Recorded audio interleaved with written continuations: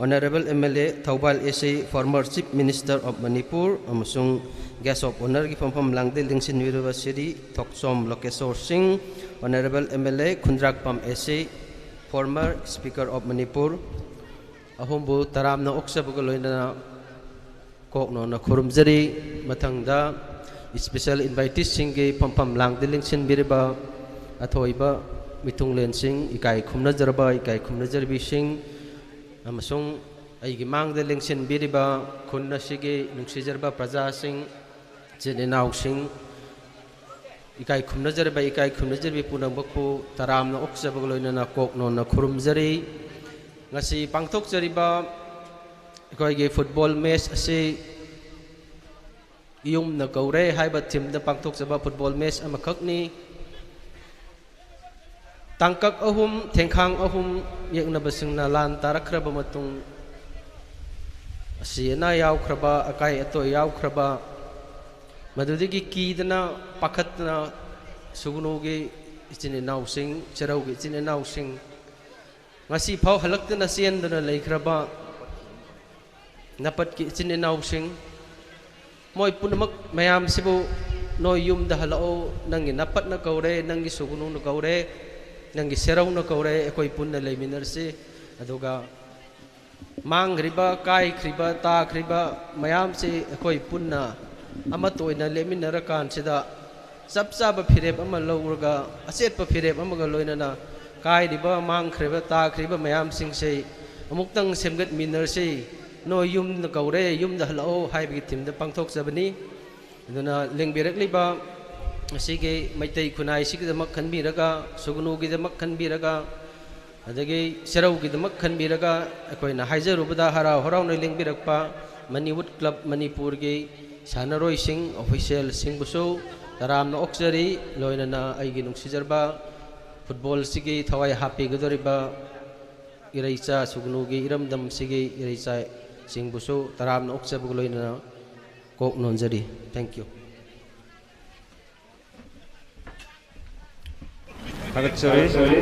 Keynote amadi welcome address pibikhiba organizing committee sigi president oina pubiriba Morangthem boinabu makhatarpada huji athen podkarak livasi sugnu makhalakai gi imai bel singni ngasigi thoromgi makha chatharko oina sugnu laibau jaboi apun ba inat chindam changlen sugnu na Sabi na bagi damangta sem sahabalo ibiraga di lampak somda janghin birak na ba nisingjari amakasuhana nisingjari sugnu lai bau jaboy sabi kita ba sugnu apun ba inat cindam sanglen sugnu gi akoi gi jaboy sabi kita ba singna dakoi sana bagi damangta sem saduna laibina ba nisingjari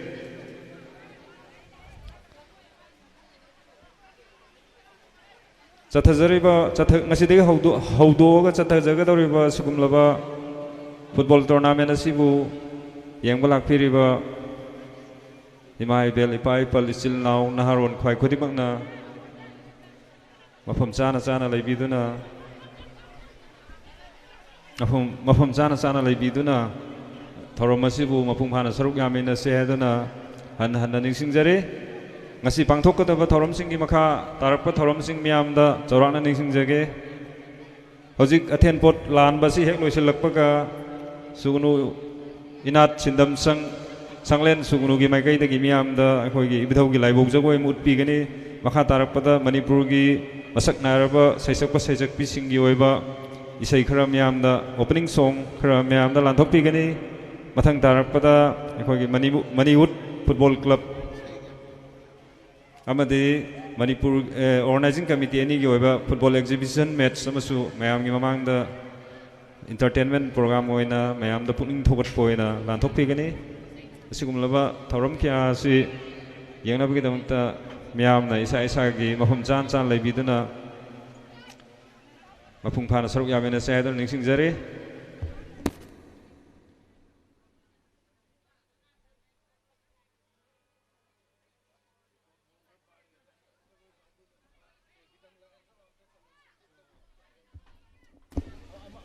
ikai khomna jariba hidang ओजा Ming ओइना पंजरबदा खाइदम पिरमनी ngasi dais da lengkhat piraknaba amukasu hanna ningsingjari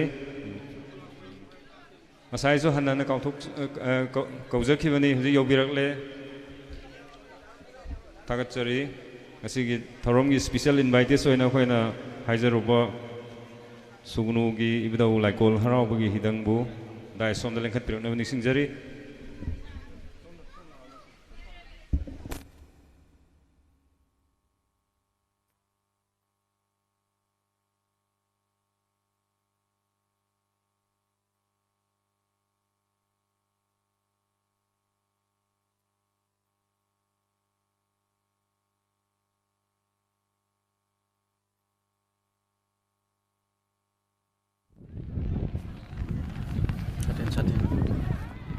Satin jauh.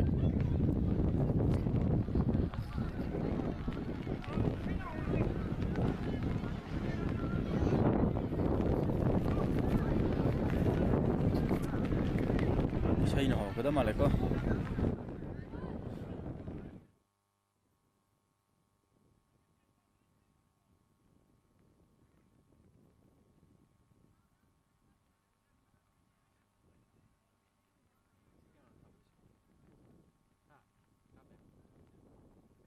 Marak marak hojik akhoi special invited oina kaukhatchakhiba ikai khunazareba sugnugi ibdau haraugi hidang da akhoi volunteer singna sinjal langjareba singi makai degi lengyana amadi best khudol tamjagani makha tarakpo oina sugnu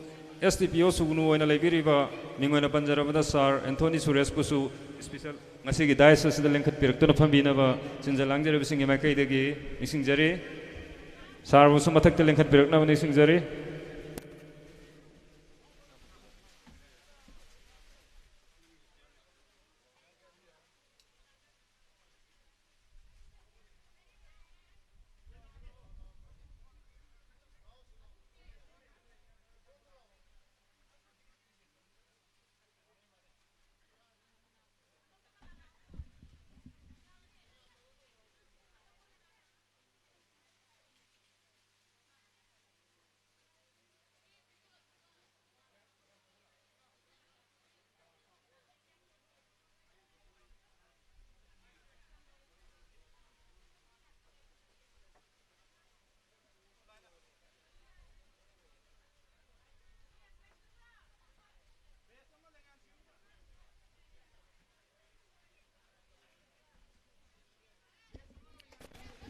Thorom asigi makha jarakpo oina hojik opening song sakpinabagi damakta Moneywood Club Manipur gi anthem song sakpinaba Yes to Life No to Drug haiba theme da sakpigidorba isai sigi damakta mayamna philgi mapana thokpiu isai hojik opening song sakpa horagani asigi isai sakkadaba singer sing James Kabira Arvin Kennedy AJ makha tarakpada Kabira gi solo song mathang laibigani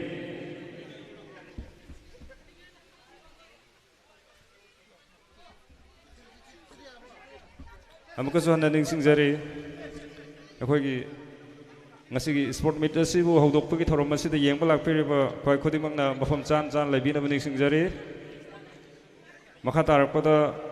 chathajariba tournament asigi anthem song oiba Yes to Life, No to Drug haiba theme da sakkadaba opening song ase saknaba sem sajare Moneywood Club Manipur gi masak nairaba singer sing James Kabira Arvin Kennedy amadi AJ na haiba isai sakpigani makha tarakpada Kabira gi solo song mathang phangmigani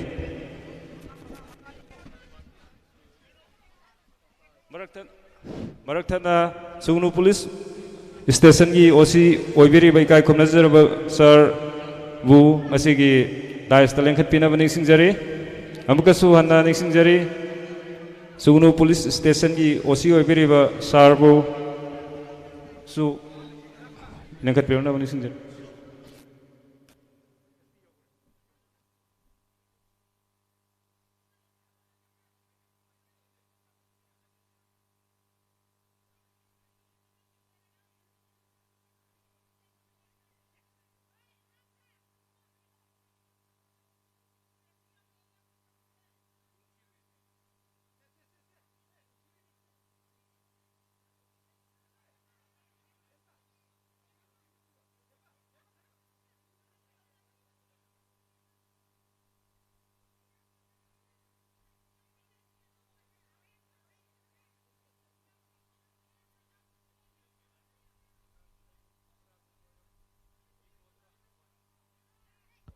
Hello, hello, hello. Hello, hello. Hello, hello, hello, hello, hello, hello, hello, hello, hello, hello, hello, check, hello, hello, hello, check, check, check, check. Hello, hello, hello. Hello, hello. Hello, hello, hello, hello.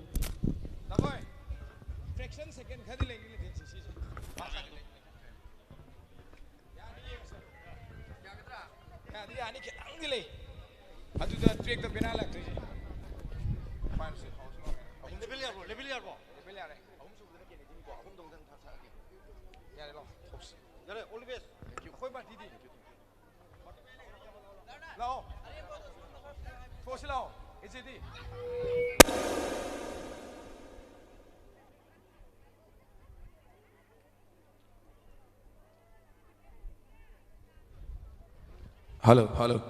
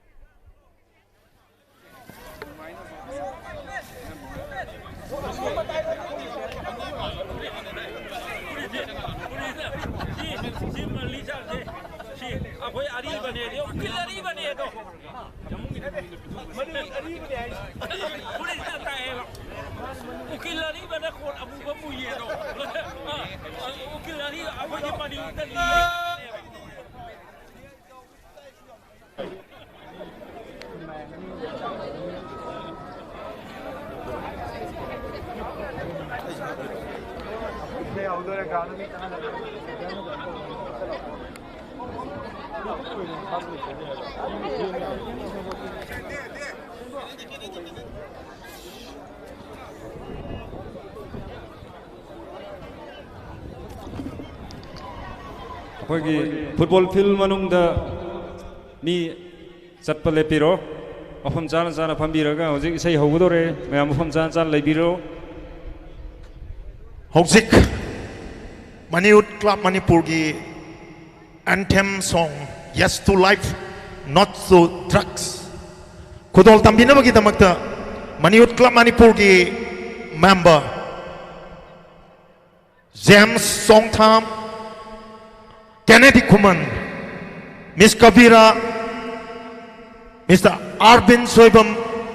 AJ Maistam Mayam Tarang Opio Yes to life, not to drugs.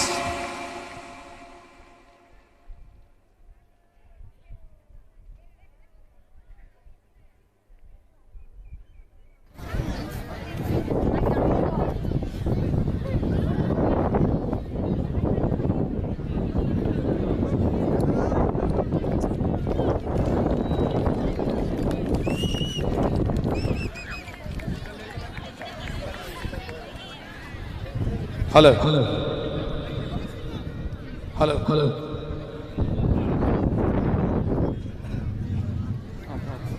Hello. Hello. Hello. Hello. Check, check.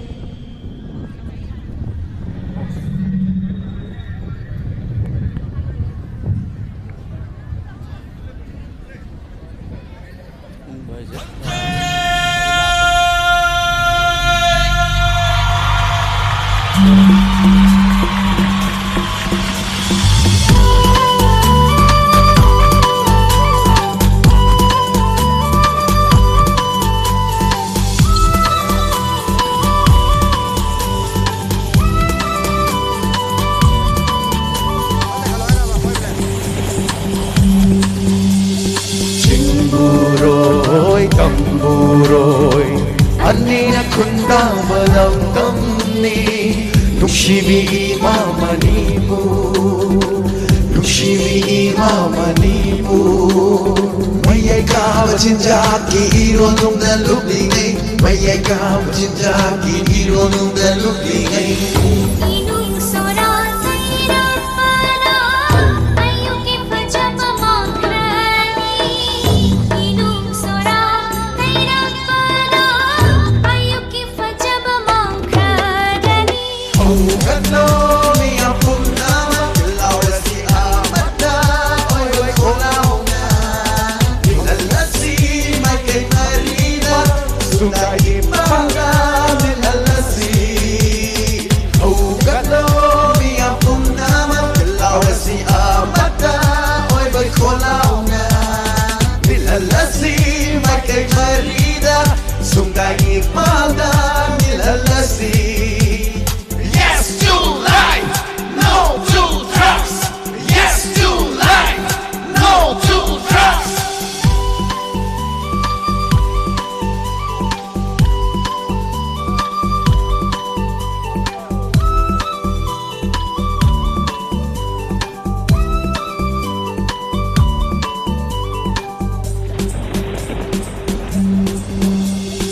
Asang mafijo na laytingi Sana na inisip palaw Asang mafijo na laytingi Sana na inisip palaw Hiril-hiril na layting mo'y palaw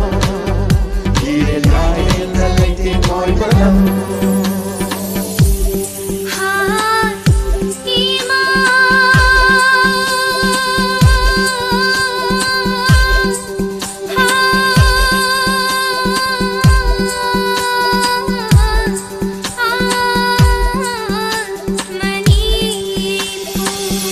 Nung lay ko na hundog na rin Ning tirabi imagi masay ko Nung lay ko na hundog na rin Ning tirabi imagi masay ko Di kay draba matawni Maging masingi Maging masingi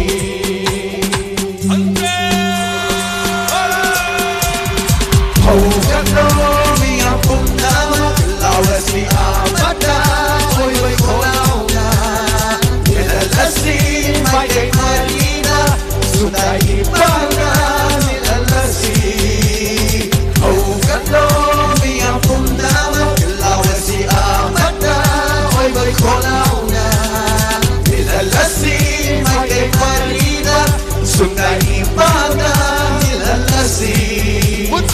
Yes to life, no to drugs. Yes to life, no to drugs.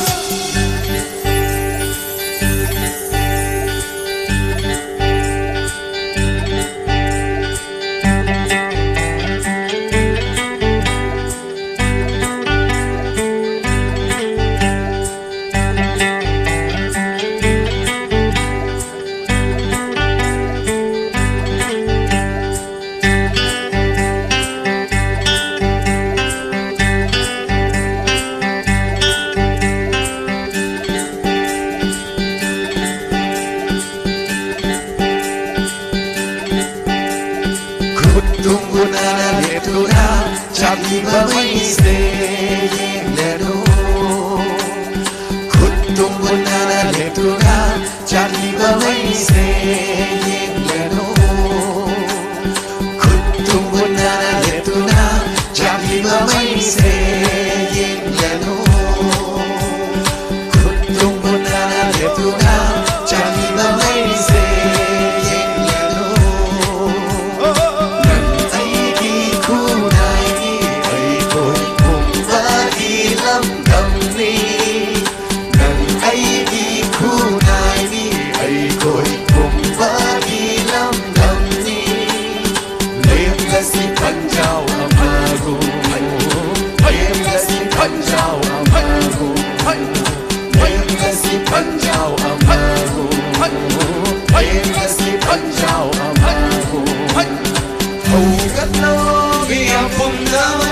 laurasi amata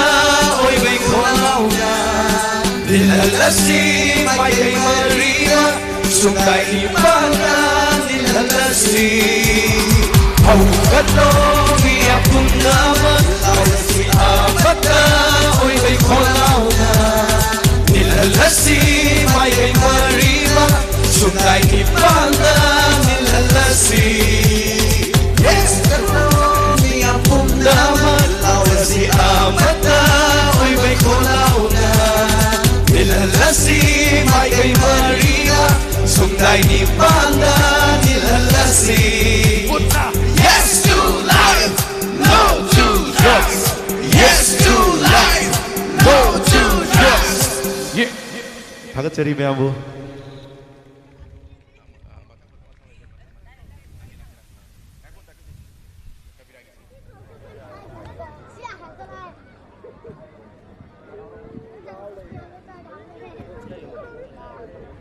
Makha tabasidi aigi naitom sakpa isai ama khudol tamjege.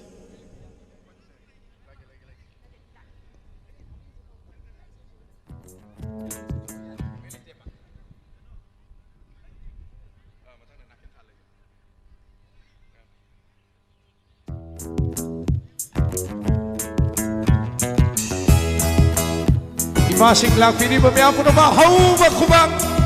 kamay kayong nakaure. Honupi koi ke koi jau, khudol pi ke pi jau, mitin koi ke koi jau, au ba bang ke bam jau. Honupi koi ke koi jau, khudol pi ke pi jau, mitin koi ke koi jau, au ba bang ke bam jau. Thak ding a thak jau, ngau ding a ngau jau, lang ding a lang jau, koi ding a koi jau. Thak ding a thak jau, ngau ding a ngau jau, lang ding a lang jau, koi ding a koi jau. Aduka lamma ni karada, long na thamoy dong, biram ba thokla ba ba ba ba. Aduka lamma ni karada, long na thamoy dong, biram ba thokla ba. Abulle, abulle, bulle, bulle, bulle, bulle, nong mai bulle ni. Aina na haki. Bullet, bullet, bullet, bullet, bullet, bullet. Sound ke thore. Bullet tache. Bullet mut kre.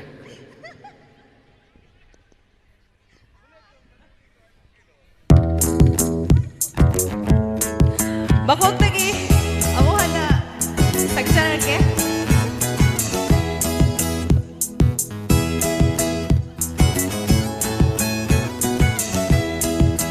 Honupi koi ke koi jau, khudol pi ke pi jau, mitin koi ke koi jau, au ba bang ke bam jau. Honupi koi ke koi jau, khudol pi ke pi jau, mitin koi ke koi jau, au ba bang ke bam jau. Thak ding a thak jau, ngau ding a ngau jau, lang ding a lang jau, koi ding a koi jau. Thak ding a thak jau, ngau ding a ngau jau, lang ding a lang jau, koi ding a koi jau. Aduka lamma mi karada, long na thamoy dong, biram ba thokla ba ba ba ba. Aduka lamma mi karada, long na thamoy dong, biram ba thokla ba. Abulle, abulle, bulle, bulle, bulle, bulle. Nong mai bulle ni. Aina na haki.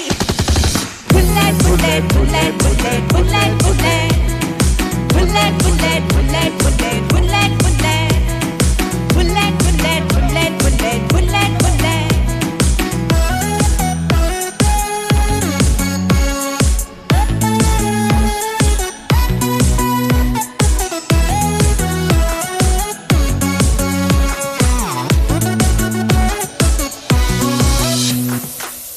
Nanabu thak bahalaba, nanabu ngau bahalaba.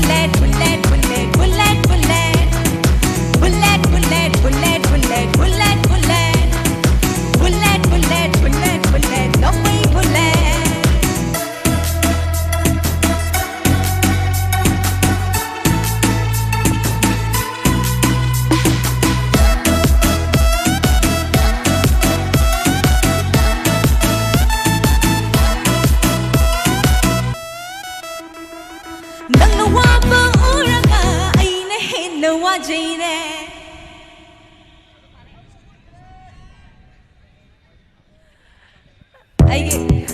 아이게 오늘디 마땅스는 로이선자라게 Thank you, thank you.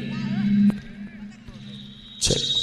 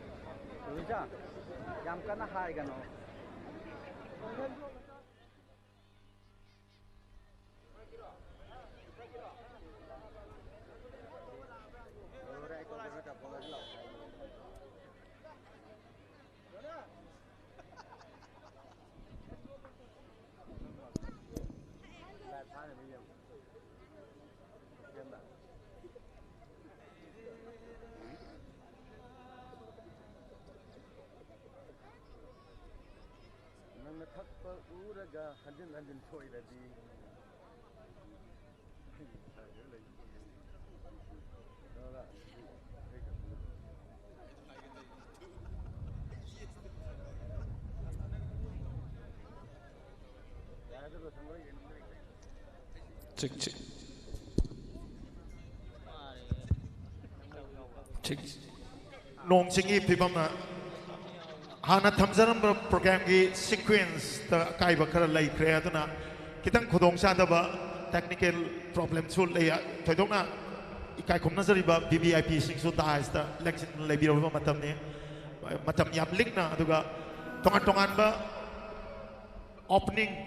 ceremony gi tongan tongan ba cultural program sing su paring nai na le jari ba matam ne election ni ba khwai pum ta mang ki pung ning sing sin jari koi organizing committee na sathasari ba thoram se yamna mamut ta na hojik te nung sa so tholang labani na nong singi phibam da koi na down leram maduk singna ba leram madu amata leitrabani na koi sathasari ba thoram se yamna smooth oina tempo om tang kai tan haije batare ma gi khong nei sum na sat na na ba koi silang langjari tin bi koi pam na na marak marak da irar masa masa lai basi kita makta ngakpi na ba hadan noluk sari Maniut Club Manipur gi lengbirak iba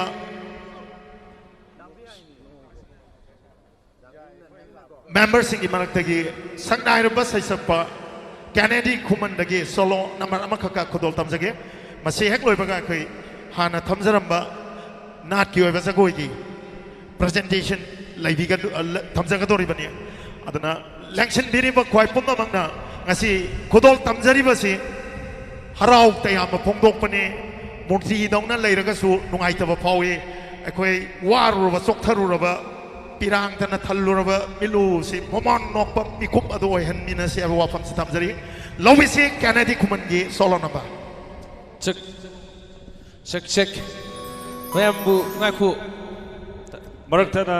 kakching gi studio gi osi S Birlabu masigi daison de lekhat perna ba nisingjari sarbu amka chana nisingjage sar S Birla osi studio kakching bu masigi daison de lekhat perna ba sinjalangjari bisinga mai kai degi nolongna nisingjari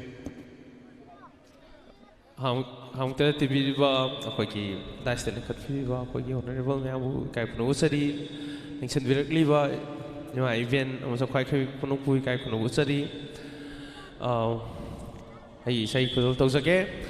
naken tha ki su yening tha lei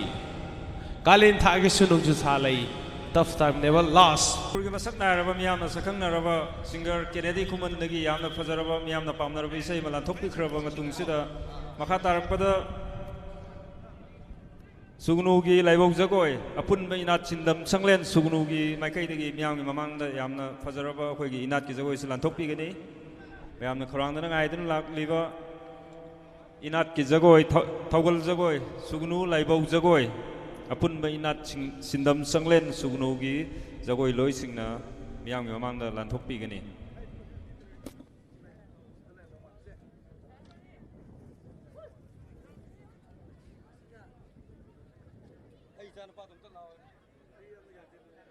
Ai babu ngapsu ni jiwa. Jum loye, jum ngamaroye. Ngame.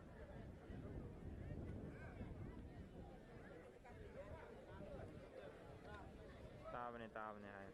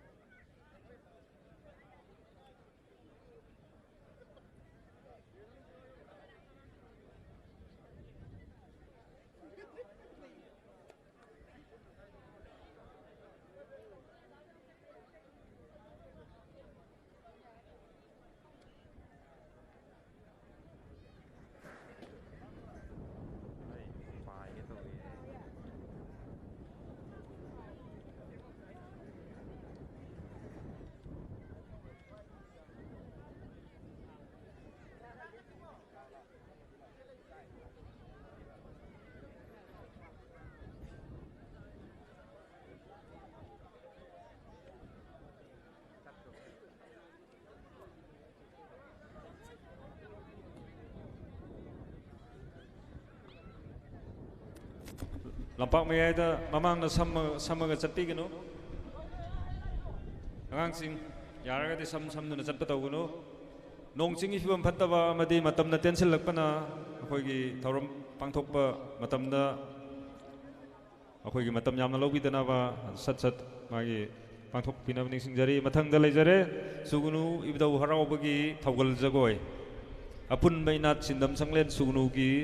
jagoi loisingna miyam mamangna lanthok pigadi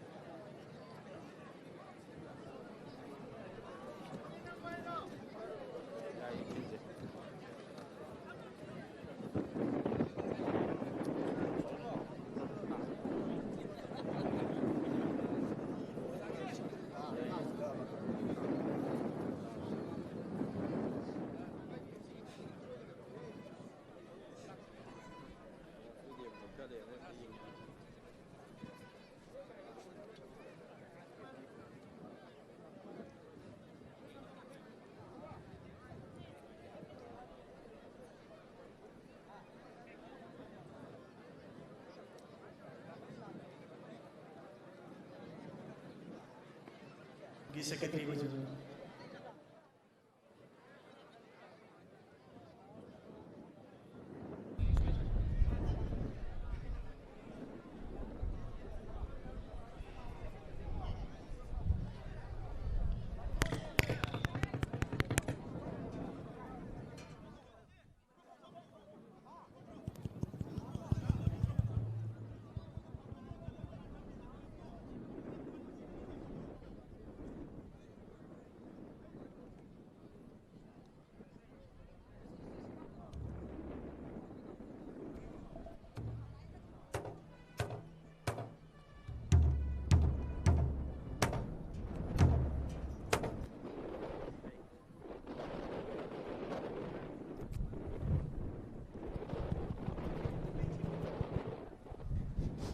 Hello, hello, hello.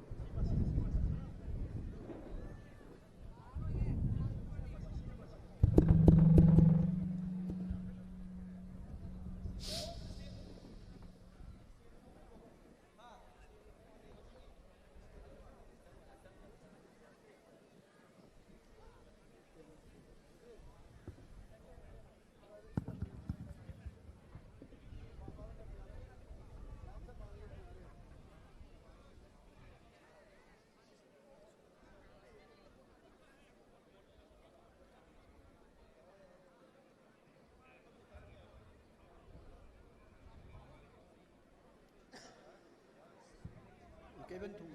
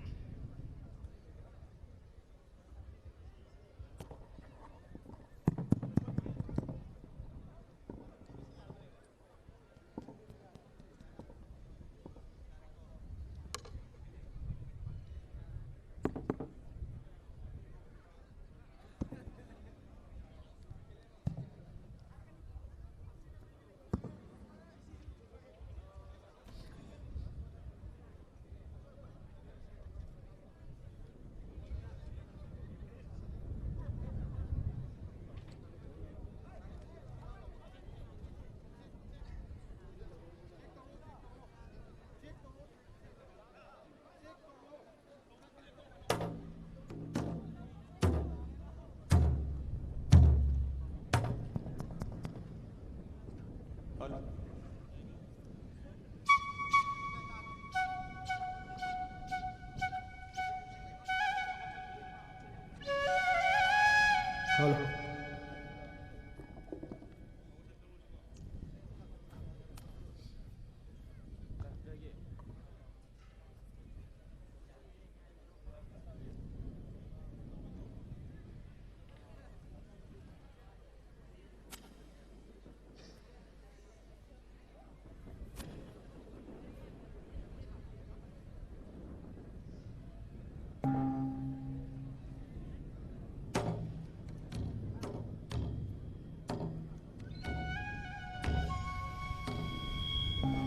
ngasi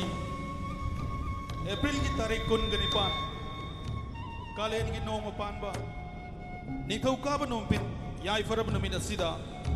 pangthok liba ahan ba state level 9 aside football tournament ni horam asida apun ba inat sindam sanglen sugunu iramdam sugunu gi mahut sinjaraga khwai tarabo taram na okchabagalona na noluk na punem jari ngasi utchagadawriba jagoi khuthek asi adungai lab laisem lak amda khana chawba ibuda wangbren makha mai kai ngak ba lak pikhi asumna chingmi ningol anal lamphau chanu ima sangnu leimaga thengnaduna punsi leibun semduna nungai yai phana panki chahi khudingi kalen harawbagi mangoinana ima sangnu leimagi mapacha mahuiro singna magi pam da hojaba अतेक नौ पान मायरेन चिंब कया अमा पुरक्तुना कटलबगा लोइनना फिरोई फिंगम होंगदुना मखोइगी ओइजबा जगोई खुथेक तंबिरमी असुमना चिंगतम अमतनी हाइबगी सक्तम मसिबो सागतुना उज्जनबा इबुदा वांगब्रेन गी लाइबौ जगोई अमदी अनाल गी जगोई असिबो तांथा अमतदा पुन्ना समजिन्नदुना खुथेक थौगल तौजबनी मसी खाना चावबा इबुदा वांगब्रेल हरावबगी लाइबौ मनुंगदा साबा लाइबौ जगोई अदुमक्ति नचदे मसीदी पांगद्रबा खोइना अपुनबगी सक्तम अमा सागतनबा होटनजबनी सागत जगोई अमदी सिजिनरिबा अनाल loan असिदा मियामगी मतिक मयाइना कन्मनिंखिदुना असोयदान यावरबसु ख्वाई Tarana ngakpigani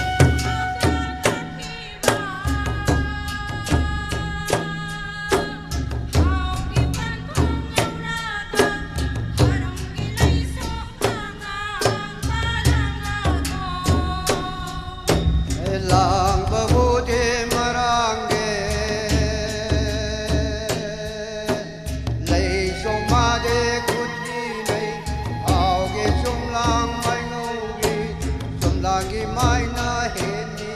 dum lang age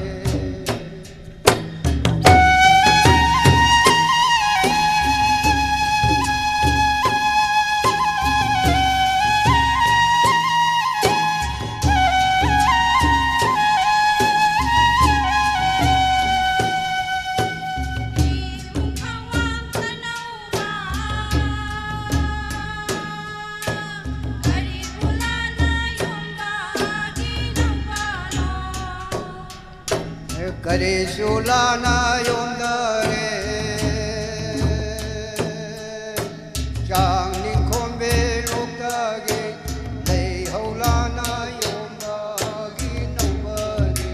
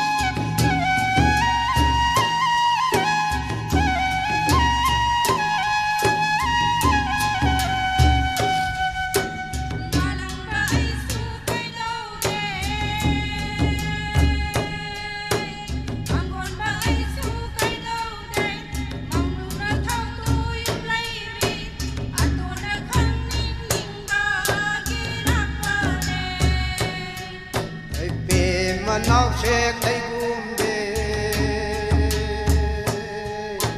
manam na nu silak pa da khaina re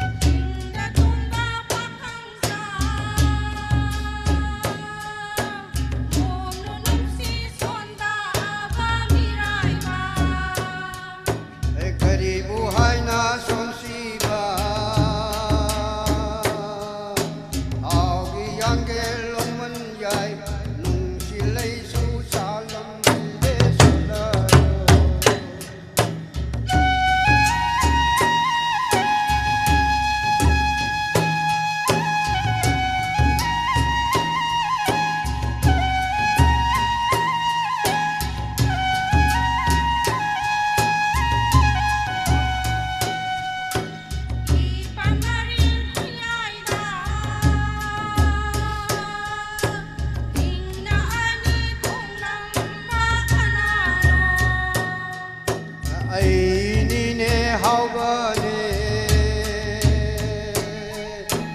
maring kulalu bagi kongani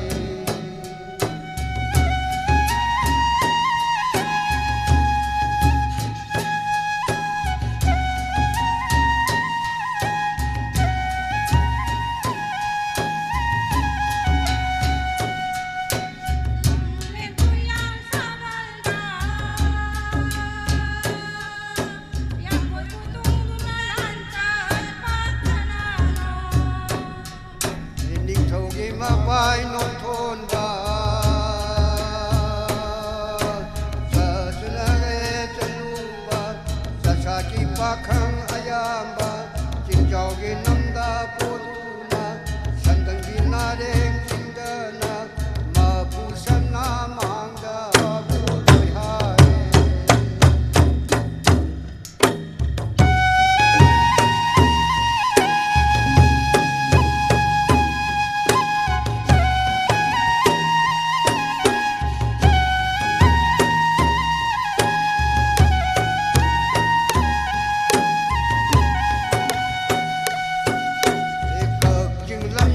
khai khi về mê lên cút ta vỡ lấy khai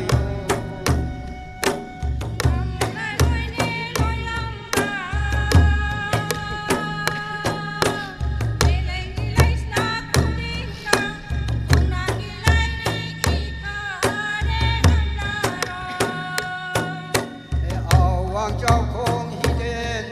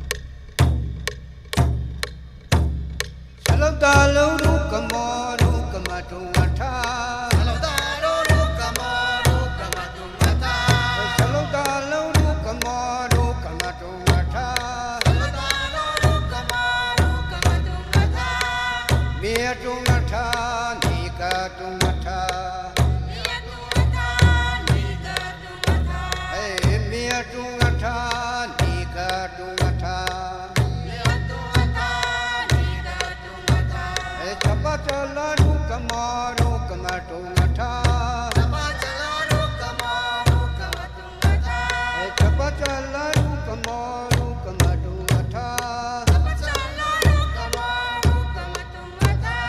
ami kanano pema kanano ami kanano pema kanano santu pi sam leima e leima se santu pi sam leima e leima se santu pi sam leima e leima se santu pi sam leima e leima se se sayana sida se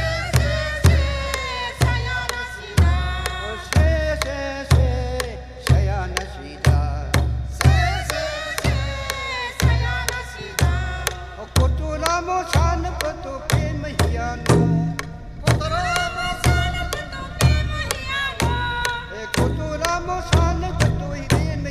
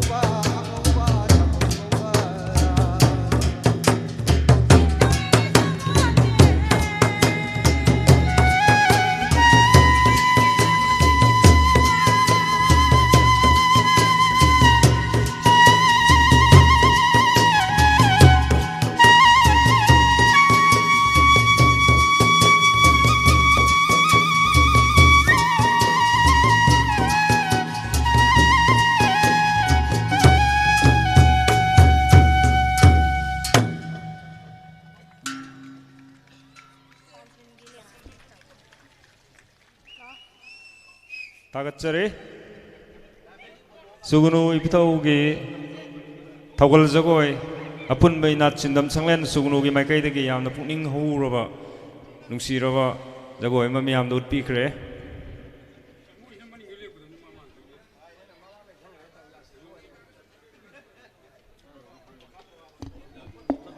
masigi makha tarakpada masigi thorom masigi guest of honor na thorom masigi hodokpa mari leinana wahai manga tara dang thambigani maraktana nungayo paw mana apun ba ina chindam sanglen sugnuda masigi makhoi inat ki oiba jagoi isai sema saba hona bada mateng oina ukchen chawrbi Laisang Them Ongbi Lakshmi Devi ikai kumnazarbi asina lupa lising mangagi mateng ama apun bainat chindam sanglen sugnugi maikaida mateng pangbiri mateng ase apun bainat chindam sanglen sugnugi mihutchingna lakpiduna mateng aslobirana banol na singjari ajik miam da jagoi utpi khiba apun bainat chindam sanglen sugnugi maikaida Bukchen Chaurabi, Laisang Them Ongbi, Lakshmi Devi, wife of L. Ibomsa, National Boxing Coach, Dronacharya Awardee. Hairipa Hogi Imasina, Bukchen Chaurabi, Imasina, Apun Bainat, Singdam Sanglen, Sugunuda, Lupaliskumag, Mateng Pangbiri, Matengasi, Lobina Bani Singjari.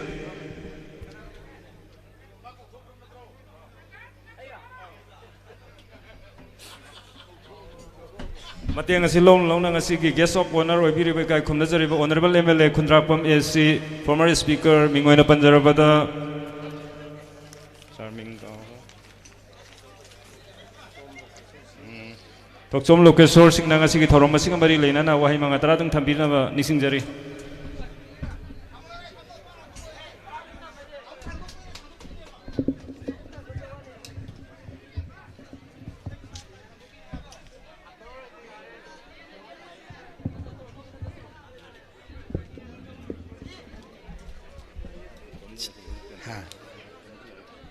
Kitang cing hayat ba.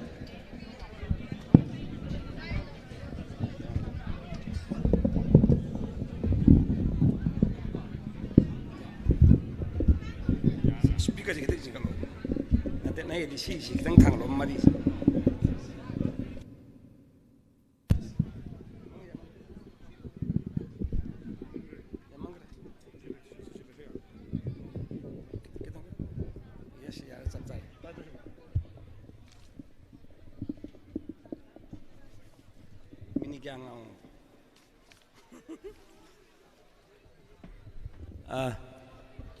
Halo.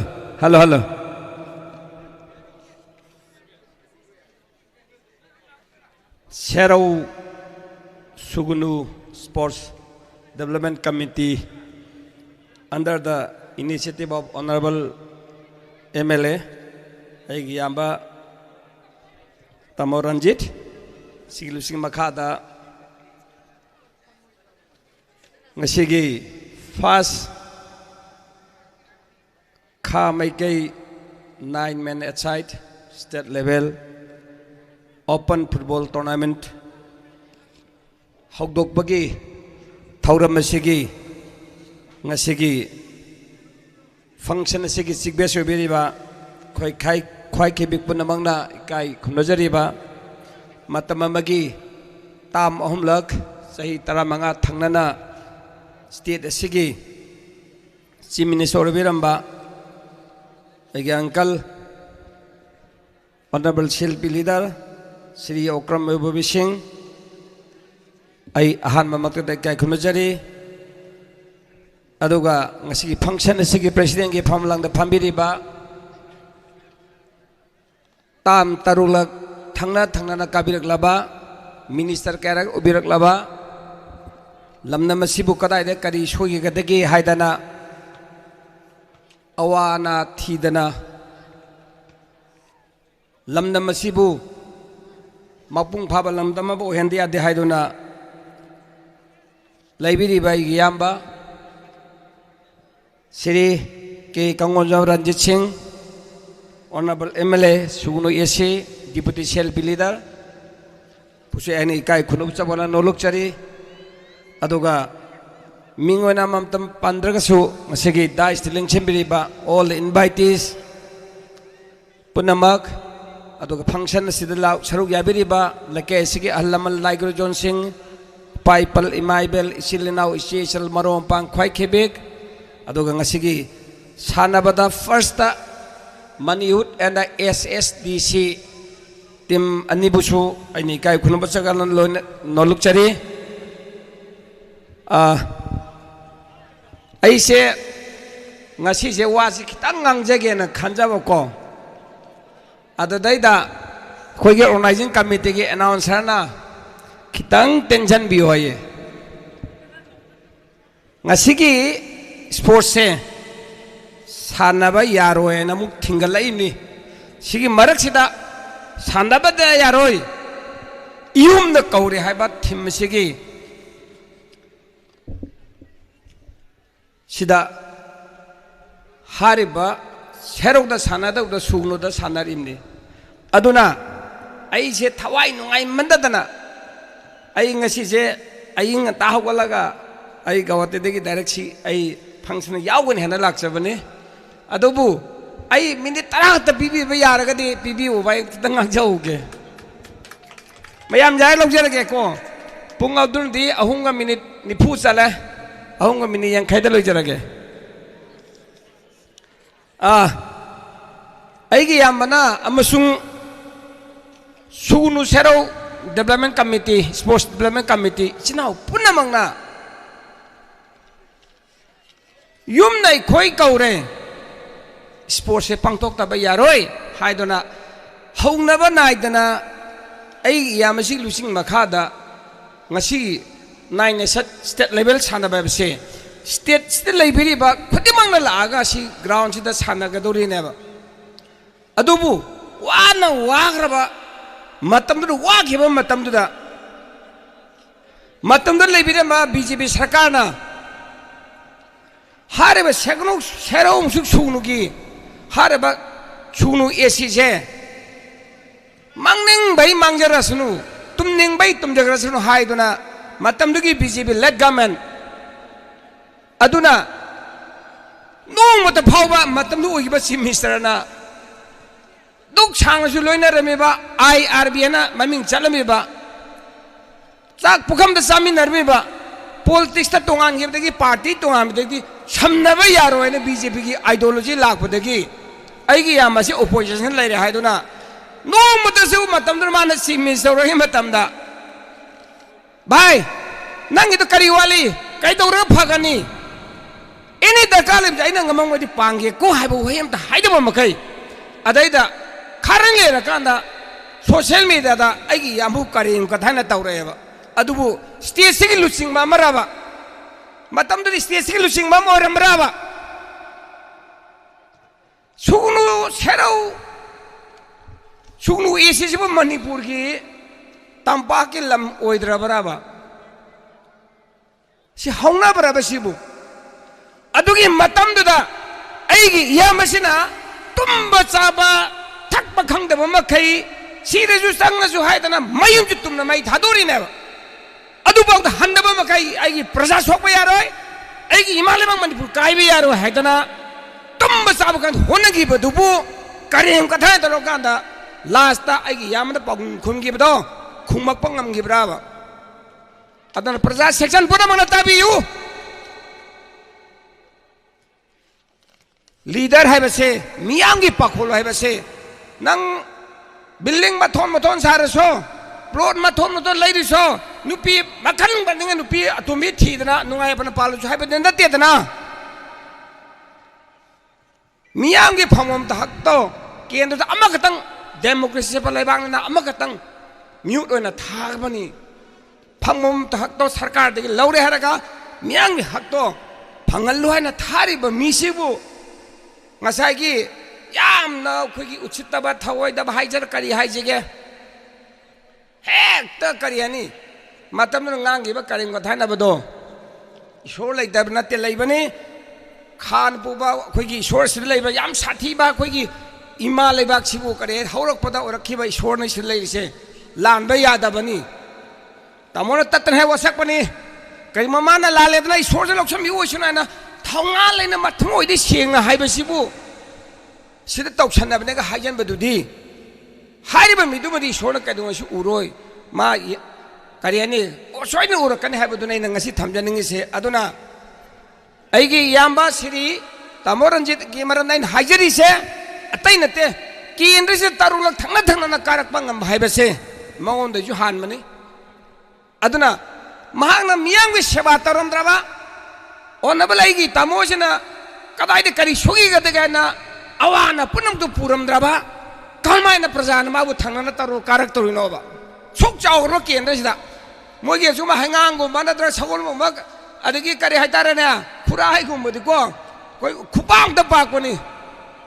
अंतंग सिदंग लेफलदे खंगदमने म अदुदुना सिदा अचान Mirae खाइदना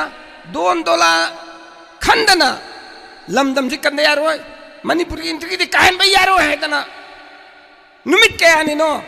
मेगे तारीख अहम मरी देना तू तारीख कुन मरी मंगा बत ngaktन थममदु मटिंग खदजु पांगोतना सेंट्रल फोर्स थाजनरा स्टेट फोर्स थाजनरा भाई नंग से चोकसान ngapiबसे अइन ngam नंग ngami हाइदना वइमतजु हाइदोना अदु नत्र माना मी अदु वाना ngakchariबदुबु अदाइदा ngasagi अदु तोंना दा हाइजनना अइन ngasi पेन दा भाइसे आइगी युमसु मोय बीजेपी पार्टी ना तौरगा जुम्माई थादोखरेनी आई सामकसे फर्स्ट वन खुदा मोय मे साइबदुनी अमसुंग आई यामना ख्वाइदे अरोइबनी अखोइनी से ओपोजिशन ने तुमना मै थादोकपा ख्वाइदे विक्टिम ओरेबा अखोइनीसु मनुंगदा अमनेबा नोंगामने मता तुमबा साब खंगोनते सिक्योरिटी फोर्सेस मु सेननी प्रजा मु सेननी अदिगी मोय बीजेपी मु सेननी अदम अदुमति वारकपदो आइना इसाना पानबनिना आइगी यामना नुमित खुदिंगे अखोइनीसे नुमित खुदिंग फांगनरिबनी अयिंग ओरेगारा नुंथेनो नुंदांग ओरेगारा फांगना तामोना करी वाली आइगी न करी वाली इनाउ न करी वाली हेदना अवाना ताथोक तसिंग तौनबा दुगुमना लीडर दुना मागी चीफ मिनिस्टर ना तौबिरम तारगदी ngasi प्रजा ना ngasi नुंगाइ तबजे फावरमोय अदुना इलोल छनजरपदा असुगुम्बा केंद्र सिदगी सुमान लीडर मा फंगबाइबसे ईश्वरना पीबिरकपा खुदोल मखलमिन हाइबसे आइदी हाइमन मा थोलय अदुना आइगी लो छनजरपदा ngasi sida sinbiriba organizing committee na thamoy sengna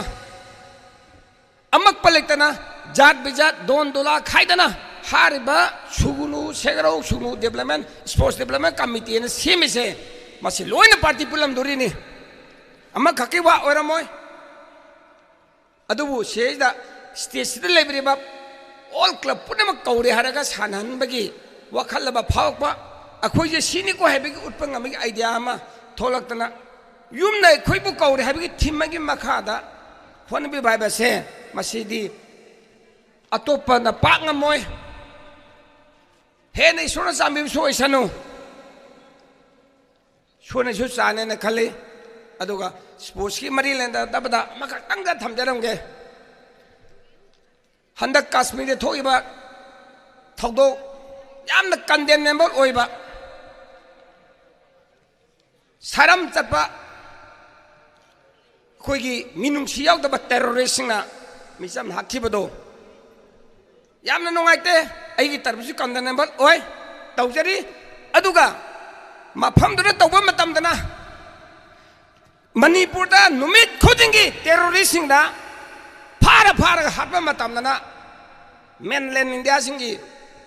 न करी हने येंबा अदुगा जेरीदा फारगा डायरेक्ट लाउना अंगांग था निपान ngaibोदा हाटबा मतमदुददी ऑनरेबल गम खोगी प्राइम मिनिस्टर नरेंद्र मोदी न वाई मचन हाइगेब्रा अदुगा अमित शाह न हाइगेब्रा हाइदबने अखोगी मणिपुर थोकपा थौदोकना ngसाइगी मीजे फारा फारगा हेक्ता हाटबस मी कयाना सीरीसे मी चानी चहुम मतक सीरबने असिदना हारिबा बीजेपी की मको ओरिबा मोदी अमसुंग अमित शाह अनिसे खोई मणिपुर से कयामुक ताथिगे है बाबूने याम थिने ताथिगे जानी सिनिंग सिजौ चांगिंग जाजौ हाइदना पूरा पूरी मणिपुर से इंडिया की पार्ट में नतबगुमना अतमना तौबैसे ईश्वरना सोयना उरकनी सोयना परा तमकनी मणिपुर इमा लेपाक से सिंगनब यादबनी ईश्वरना अमद नत्रबदि सोयना तरुकना हायबदो हौजि हौरादम येंबियु अदुना कोई पुनमक मणिपुर इमा लेपाक से कायदनबदा होनमिनसि हायबसे हायजरगा ऐ स्वायदा तेंजन पुनबु खुरमजरि थैंक यू थागतचरी Honorable MLA Kundrapam SC, former Speaker Manipur Sri Thokchom Lokeswar Singh, Maman Yamlaba Lebaki Wofam Katambirami, Matanga Maniwood Amadi Organizing Committee and the Sanagataba football match Sigi Mangoina Nasigi, Function Nasigi, Chief Guest Obiriba, Ikai Kumnazariba Mingoina Panjarabada, Sri Okrami Bobby Singh, Honorable MLA Tobal SC, former CM of Manipurbu, Wahimangatara and Tambirnava, Nolukman Singzari.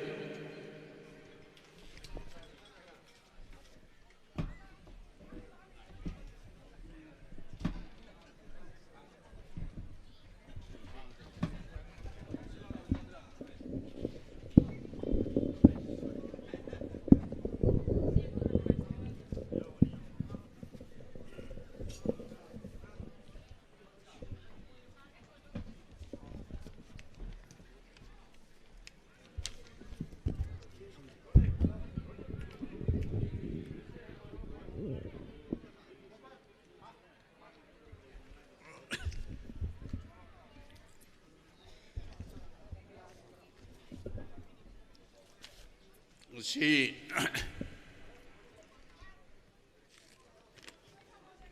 Sugunugi Mapam Masida Sugunu Serau Sports Development Committee na organized Taubiduna Pangthuiba state level 9 asset football tournament Hudukpagi function asida dais the linkshin biriba ngasigi function asigina preside to biriba kai kumna jariba sugunu asigi miamgi mihut oi biriba aigenau siri kaujam Ranjit Hujik Deputy CLP leader Oi Biriba Guest of Honor Oi Nalingsin Biriba Kundrakpam ACG Honorable MLA Hanasu Speaker Oi Biramaba Sri Thokchom Lokeswar Singh Dais the Lingshin Biriba Kai Kumnajariba Mayam Pumnamak Nasigi Sanabagi state level ki 9 asset football tournament si Aikoi Mayambu Yumna Kore Haiba Dugi Tim Haibasi Aina Chum Kanjabada or state level ni Sanagadori Visu Sugunu SCCD Serauga Sugunu Gadanati Adubu Laibak Tiba Manipurda Hanasu Aidi Toki de Brana Kanjay Hana Sum Puawari Puari Hanagi Wari Sum cannot Tozabada. The Matung the Sutorok of a Voishino Akoi Mafamasi Haibatare Halaman Lai Haptaki Ningsing but talked of a matam high tare English the Harga from time immemorial Hana Sauba Ibudo Wangbrain gi Mafamni Yamna Mayamna Mafamsi hek lakpada Mapachi hek yobuka na isada tu chungba kanghodaba haibatai Adugumba Yamna Shakti Leba Ibudogi Mafamni Mafamasi Hanbada Ibudo Tagon Jarga Ima Santik Janin Kong Bibu Tagon Jarga I sang na suke no taujeroi wahi mga taradang ay tamjage. Ako'y Manipur se ay nga say matak ta su hijack ribito ni. Hanaki la iba may tang ahum sidati. Sahi ani pura mapung pargadaba. यामना लाइबक थीबा 2023 की Maggi तांग अहुमदगी हौखिबा लाइबक थीबा थौदोक हाइबा तारे मणिपुर सिदैदा चिंगी लमदसु यामना अशोकपा मफम उहैदबा मफम कया लेरमगनी अदुगो तंपाकी लमसिदा अवांग इथंग थंगबदा हाइबा तारे केंद्र सु number 1 खुंद्राकपम AC इनाउ Lokeshwar की तंपाकी लमदसु इनाउ लोकेश्वर की assembly constituency खुंद्राकपम की सिगा सोमद खादा हाइबा तारे ngasi अखोइना लेजरिबा कोई इनाउ रंजित की सुगुनु असेंबली कॉन्स्टिट्यूएंसी सिगा हेन मसिगी लाइबक थीबा थौदोकसिदा ख्वाइदगी हेन सोकपा हाइबा तारे अल सुगुनु शेरो हारिबसिसु सुगुनु असेंबली कॉन्स्टिट्यूएंसी सिदा अखोइना ताजबदसु अतै अतै केंद्र सिबु सारिबा खुंदी मयामनि दो कक्सिंग खुनौदगी हौरगा अदुबो हेन साथिना सोकपदी शेरोगा सुगुनुगा हौजिक फाउदा आइना इनाउ रंजिता हंगबदा रिलीफ केम्दा लेबसिबु लोइनबा युमदा हंजनरकपा ngambra aina mon hangba kanda ngamdri tamo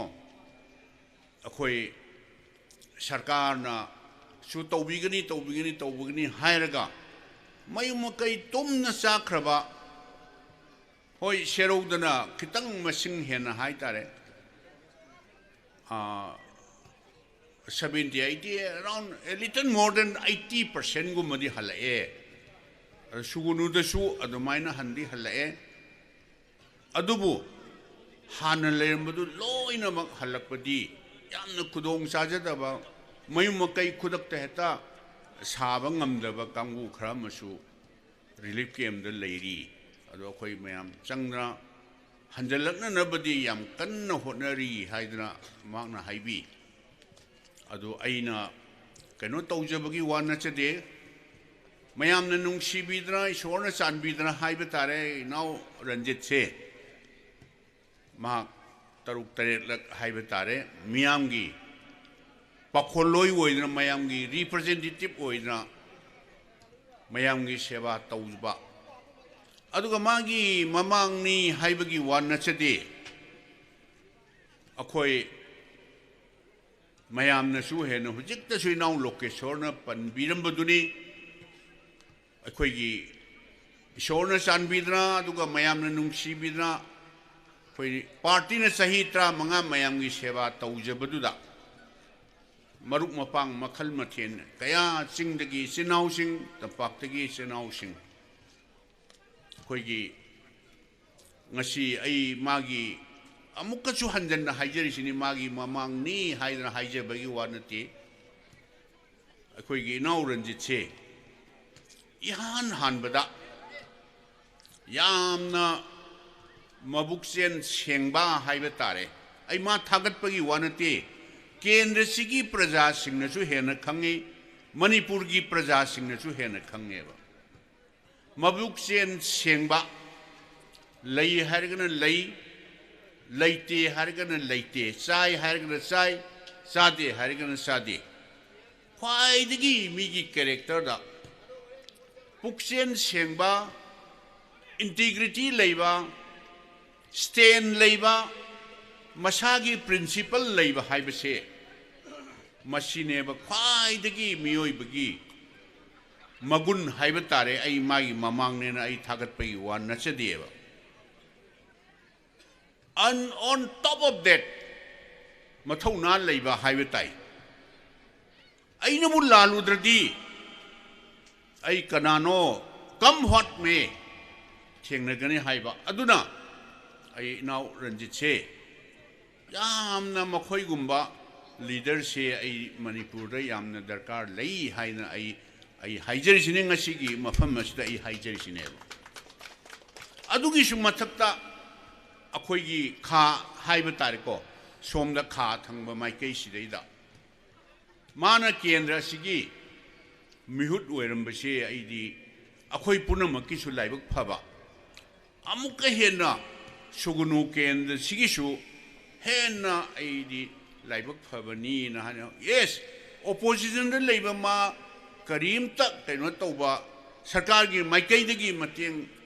फंगद्रगसु माना करिगिनो केंद्र सिदैदा अवाबा अनाबा खुदिंमक आई नुपा थोकना मायोकनगनी थेंगनगनी लाकनिंगबा मी लाक्सनु हाइद्रा माना थौना लेना केंद्र सिदैदा sok yamna waraba matamside mana thengnagi bese khoi phajana khangneba aduna khoi mayam puramak sugunugi praja singda sanabagi sidaida khoina politicalize tawdra rajniti gi khudong saba loge na haijabai wanu taga adu khoi sidaida kendra sidasu khoi gi su ai isamaki su imung manung mari mata su yamna leisu leiba aduna मंगोंदगी नत्रसु आई खंगेब सुगुनुदा करी थोई कमाई तौरी कमदौरी खर लामनाबदगी तोइना लापा खोटपा ngamद्रगसुबा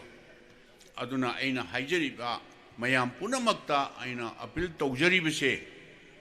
आइगे now रंजितसे मागुंबा मीसे अखोई मणिपुर सिदैदा यामना दरकार ओइरी मोर particularly सुगुनुगुंबा खरा मताई ओइबा यामना complexity ओइबा यामना sensitive ओइबा मफम हाइबा तारे अदुगी सु मथक्ता मणिपुर की अपुनब सक्तम इंटीग्रिटी से मसी ngaknana ba hotnabada magumba mathौना leiba maringjen leiba integrity leiba principle leiba misi yamna darkar lei haiduna ai ngasigi function ji gi khudong sabase yengaga ai madu khudong sabasi logjabane adigi ngasigi mafam masida football sanaba state level gi football sanaba se ngahaktang haiba tare sahi anirom masi mayam si phungatna haiba tai hayeng kari thokani horen kari thokani haiba masida yamna harau ta yamna akhoi mayam se nungai thoksi haibagi wanataba kayu kanda da sahi ani phana mayam ji awana maraksida khitang warasu leiriba mayam purna maksing se awaba nungaiba mayam du khitang ngaktang su kauthoraga sumaina team spirit ta sanabagi sanaroi mayam singna masa masagi team da aduga khoi mai pak tabe yadi haidna sacrifice ta wasigumba spirit se masigi tanja se da khoi ngaktang relax ta woina wadana sum khoi mioi ba khoi khunumuk si leiba yaba nate warabadi nungaiba la agadamni haiba sina singma tawduna khoi manipur se sum wadana leiba yaroi aduna khoi shanti amohana lakna na ba manipur da leiminai ba khoi sinau pudingma sinau ngaktani aduna khoi karigumba lan giba soi giba khot giba karigumba yaursu let us forget and forgive haiba principle du da khoi yengaga masi hai haiduna mitop ta karida ama amada mapandagi foreigner da karida ama amada khoi karigumba encourage to wi wafam di leite adubu sengna khoi manipur de leiminai ba sinau khuding makti akhoi sinau haktani imam matana ipam ta pokoi sinau haktani haiba wakan da khallaga akhoi pulab hingminaba nungsinana sanana leirba matam da shanti lakni haiba I wafam khrasi thamjaraga I swari sum tenje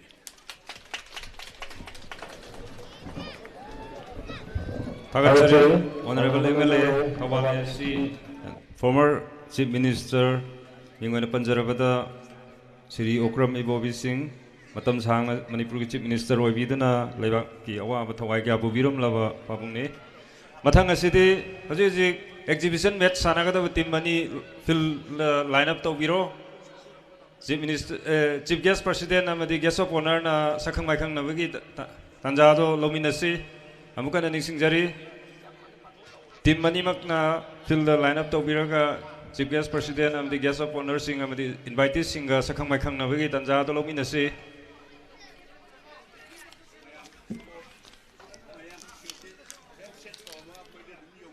Hauji pangthok sariba first kha maikai 9A side men's state level open football tournament asigi ngasi hawdokpu numitta mateng pangbirakpa mioi khargi mingam ta laukthokchege honorable MLA Kundrapam Tokchom Lokeshwar na lupa lising tarage mateng pangbiri honorable MLA Thawal AC former chief minister Manipur hojikta mamal yamna wafam kya thambiramba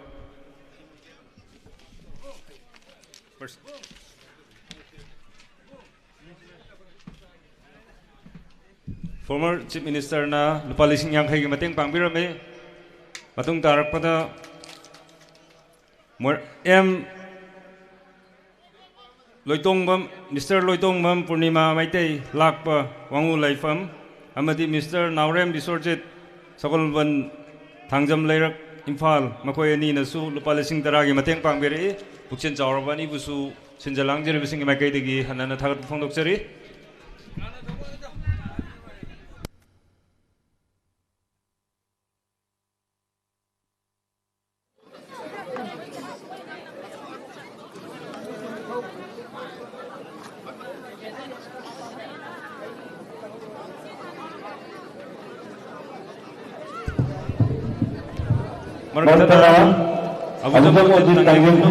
Yamasina apun bayinat singdam sanglen sugnuda lupa samagi mateng pangbiri apun bayinat singdam sanglen sugnugi akhoi mioi malak piraga adongi mateng asi logirna singjari masai miam gi mamang jawai sabiramba apun bayinat singdam sanglen sugnuda tangjeng phunawdagi abuzam ojitna lupa samagi mateng pangbiri mateng asi busu logina ani singjari aingonda leire mateng asi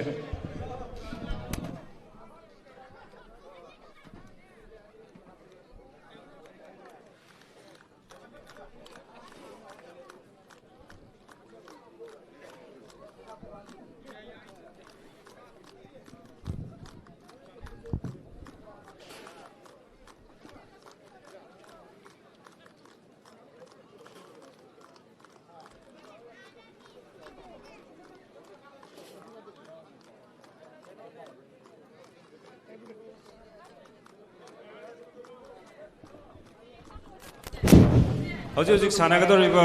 Manipur team amadi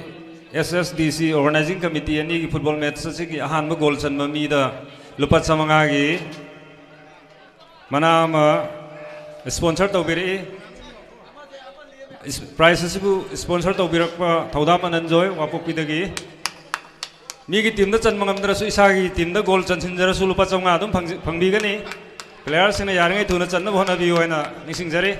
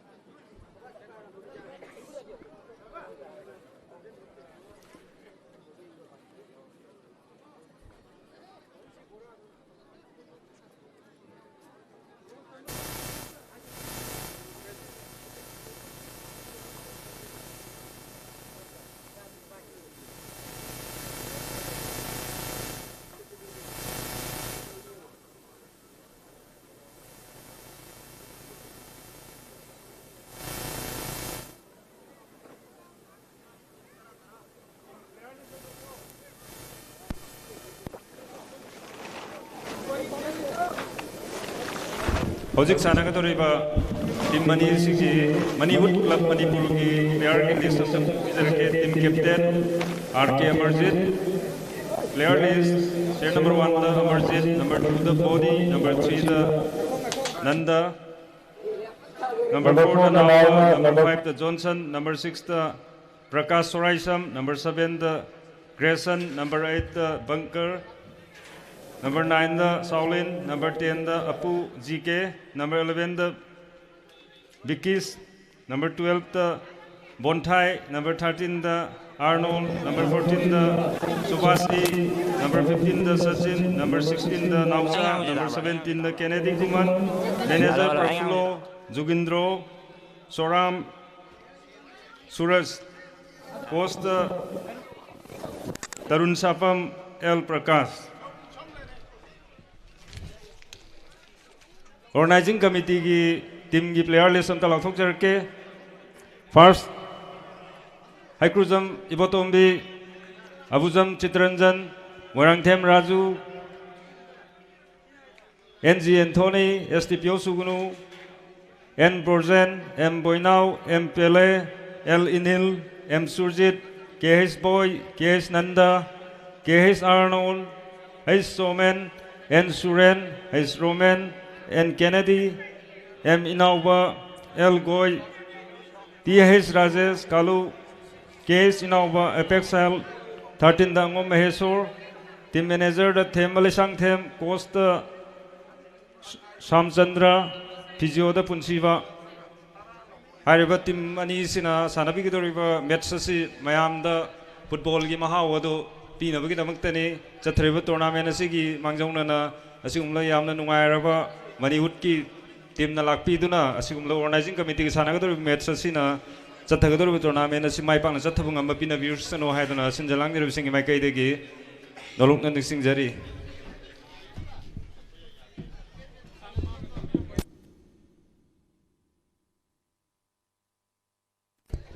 loina match asi hek loiba ka sanagador tournament asi ki first match ogadoriba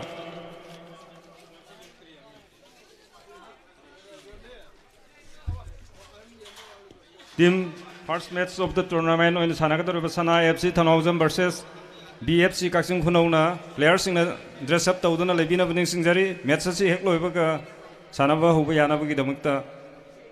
aduga hoji sanara kadoriba match asi da yan hana goal chanba mi hoye du da lupa chamanga gi prize am sponsor tawbire prize asi longna bagi damakta team mane maki players sing thawai yongna sanabina na ba amadi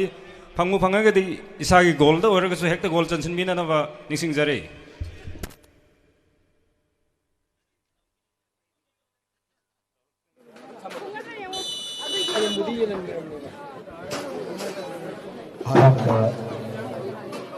Yung tokone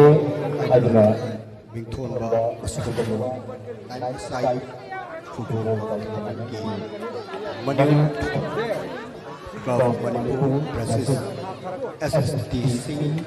anani match exhibition match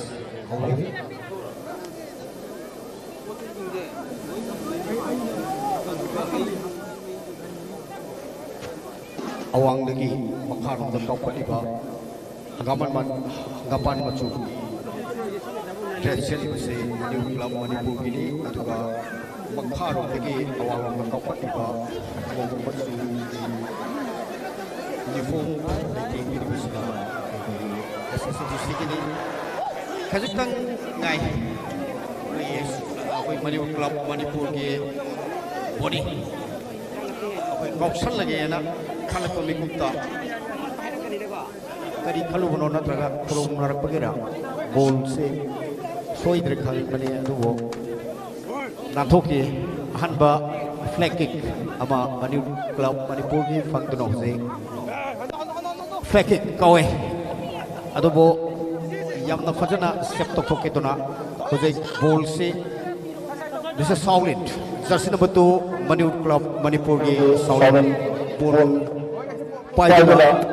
pas pirak na bohona ki bane soi bedegi out ta ki tuna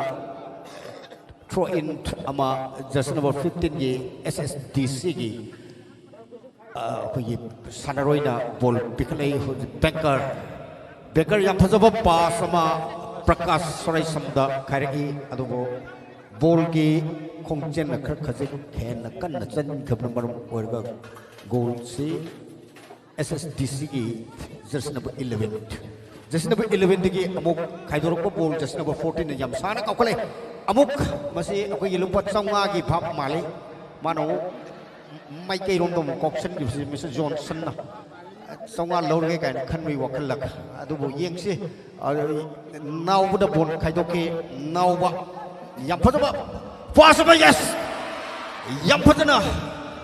soi tre khalle adu bo lung pi tu ne SSDC के goalkeeper या पतना को सत्तर पर करेंगे गोल मतलब कोई तुम चाबुमान की अबुकेन बॉल सत्तर तना खुशी गोल थ्रो लंदन बॉल होवे नावबा गोल फाइट अगेंस्ट अमुक स्ट्राइक कोई ये अटैक तो चले SSDC की सनरोई सिंह कोई खरा मरे को मंगान की ये मुद्दा मैं यानी नम्बर वन तो हुआ तो ये उजासिंग से यम लाइन यदि खंबीरों को खरा दुम तोंगर कदों की मोंगे उसे बेकर बॉल पायरे यम फजबा कैरी के लोई ना बॉल पुखले माथंदा कौर के लोई चलेंगे काय करने बोली भी सीन बने बॉल देखी है ना यहाँ ने सील गए ना खलक बने तो वो बॉल तो क्या बन कौर को मार ताना फंग aduga ngasige kandak to biriba stand gi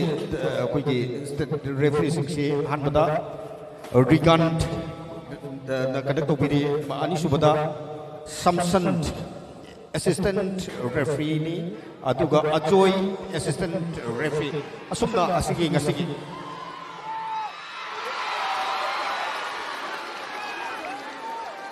hanba goal अखोगे Manipur club Manipur के कैप्टन अमरास पचांगा फंगे अखोई संखाना पचांगा लौरे ना मैं अब वावा लौरे लाले में सुन मेरे खंडे शेंग अब रो बोने शेंग अब रो जिसके नये यमन में चले कान है ये बिसो Okay, that is right. Yes, after 1 goal from Manipur Club Manipur, then jersey number 5. Jersey number the 5. Pajana ball paidul huji ball kaukalagi.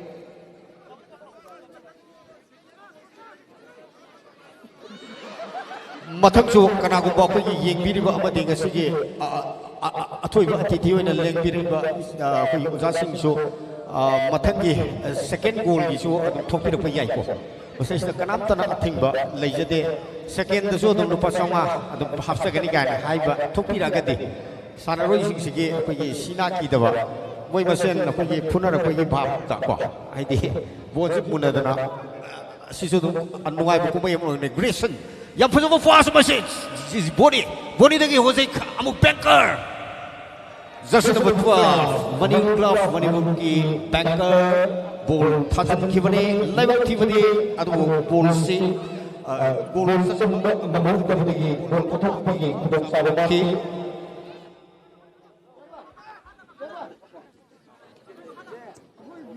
yang apa ki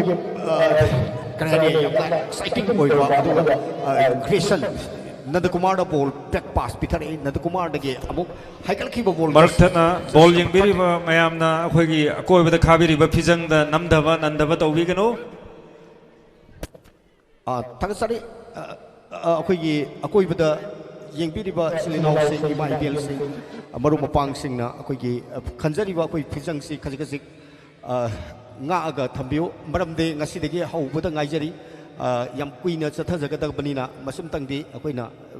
nga aga thamina saiba wafam ji thamjage organizer gi mage degi banker yam sang na salaki bo bol ni banker degi hoje mok sajage kauksan gi bane boni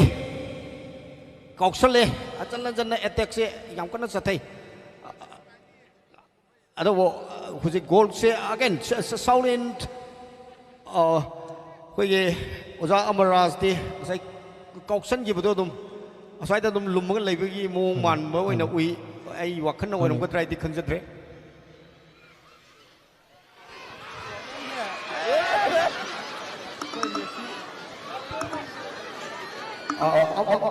amutang da sung sing ge na pisan masa makhan khapsari bodo yar ga de khone kaina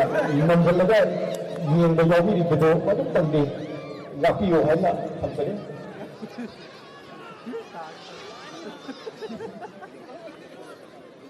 अकोगे यमनवाइबा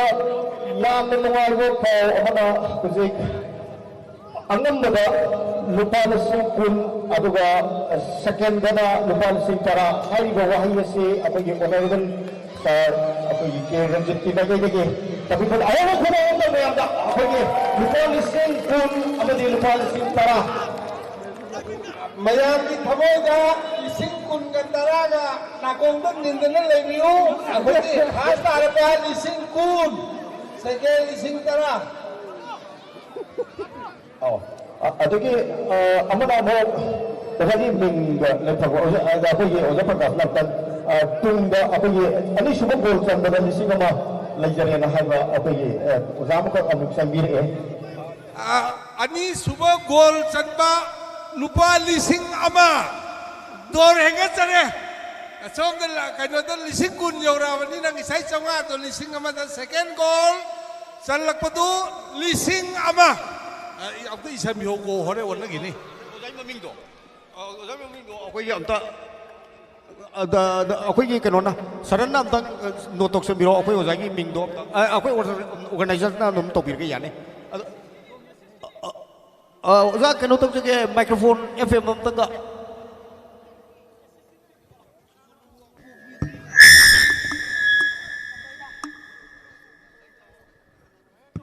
hello check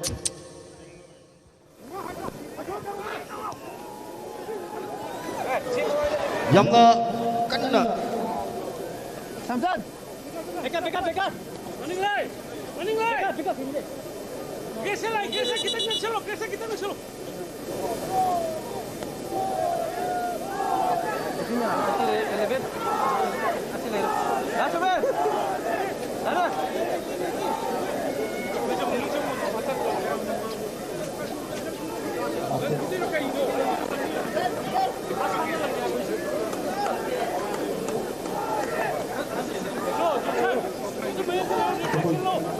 अखोई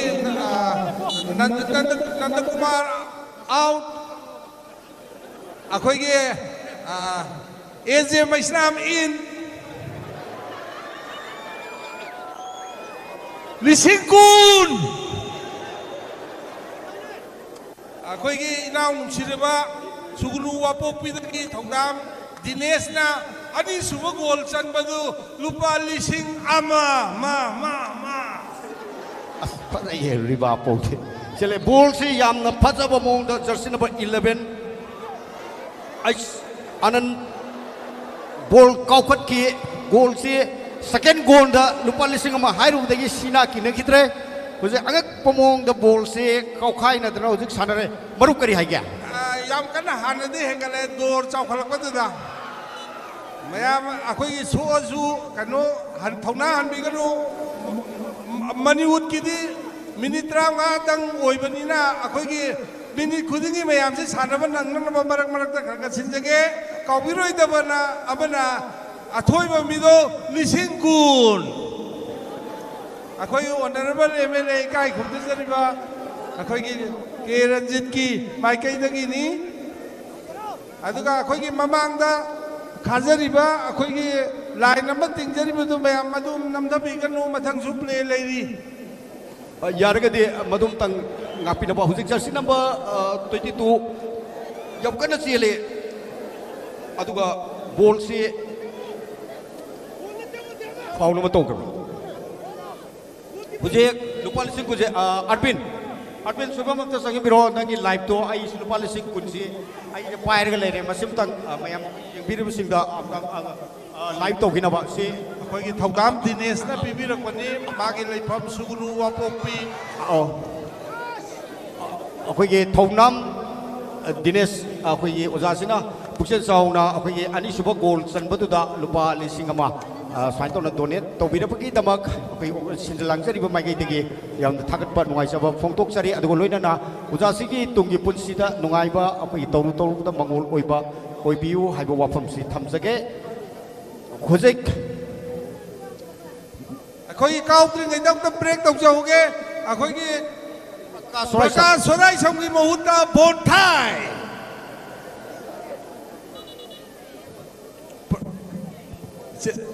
सेंथौबिरो अखोई 15 minute सानगदौनिना अखोई live सिंगि खरगा सानब फंगनबा आइना वंजबनि वारो बिबियादि मखा सथसे हुजिक गोल से second goal score तौनबगी Damak throw in अमा अखोई एसएसडीसी की माइगैदगी थ्रो तोक्सलै अदु याम फजबा लॉन्ग शॉट अमा कौसलकपने अदु लाइबक थिबदे बॉल से गोल माउट लोमदगी खर खजिक हेना कन्ना सत्खिबन मरुंग ओइरगा गोल ओथोपगी खुदोंचाब मांगखि गोल किक अमा हुजिक अपुकेन मंगांग बॉल कौरक ए अदु लाइबक थिबदे बॉल आउट ताखिबदगी हुजिक थ्रो इन अमा तौनबगी दमक एसएसडीसी की माइगैदगी jersey number Oh, just number 22. Sagi 22. Jek naubana karena kaukale akhoi beker su lupa lising sama pamadi ma hujik cenzeli keri taune tu Uktu mayar kena contoh ni. Amigi mama itu keri tau selemana bon tu tau tu na hujik bon yam thawai yang number 15 SSDC number 15 yam thawai yang Johnson na hujik bon nasi pukale yam kan kauksen mani Aduh, hujik beker na bon nasi kau na bon nari masuk lupa lising sama kesani lising sama boni ama lising sama nantoki lising sama nantoki adi suka gol lising sama ni lagi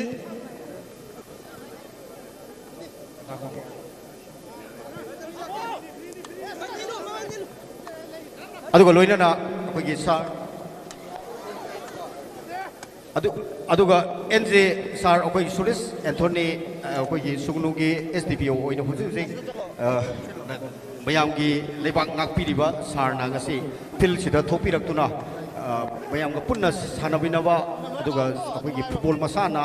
aduga manipur ase akoi gi sports ki lamdadi powerhouse ni hainaribani aduna akoi sarna ngasi mayam punna sanabinaba yawbinabasi akoi othokna nungaijakre aduga akoi gi sinja langjariba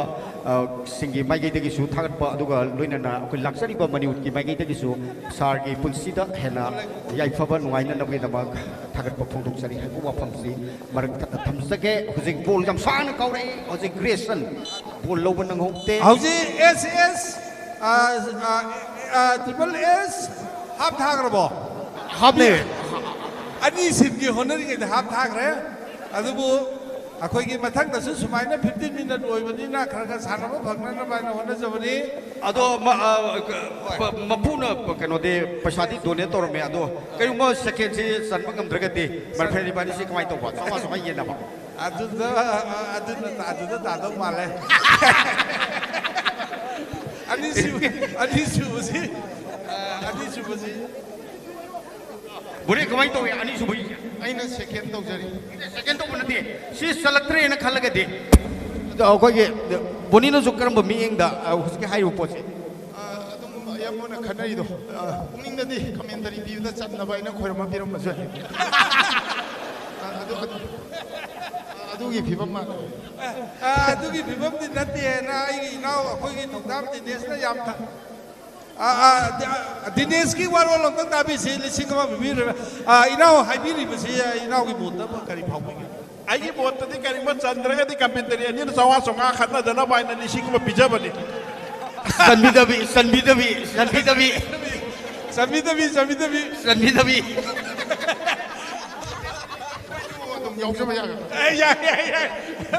जी आई ऐसी dress T से सलोरे तो वो पर आई second half तक ये आई वो ना field Sanjay रखे माइक्रोफोन जी इना कोई बोनी तो सीधे जगह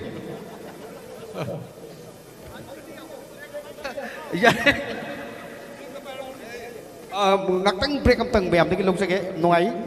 sumaina bayam punanga joy to minaba si sumaina koina akoi gi masigi movement se phangudrabani haibadi tension aduga lairiba ai gi pongnu pham lamdam si thadoga huju phawba lanjen na kiba halaktaba mayam ama yaubiribani adugo ngasi de madubo punabaktu awa ana si ai mioibo oina pu urabani na masi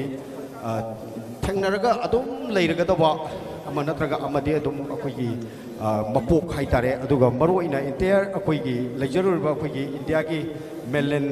side north east side ki matai oina akoigi border oina ga amuk lejaruba akoi manipur se basina akoigi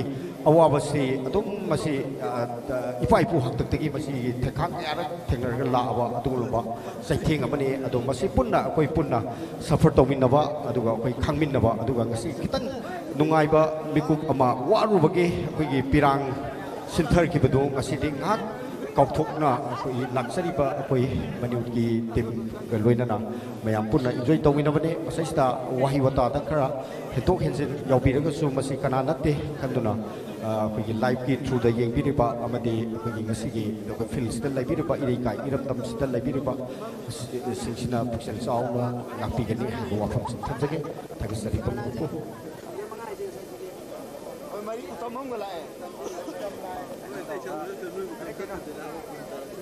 aduh deh nggak lagi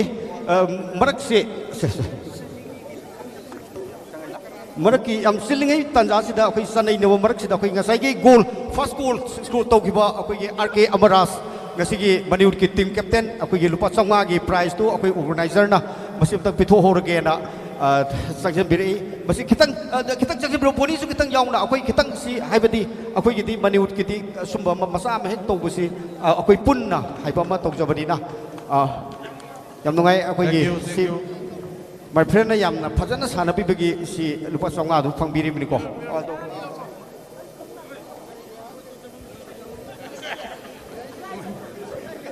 kana da no me do piramu yai si ngon piramu yai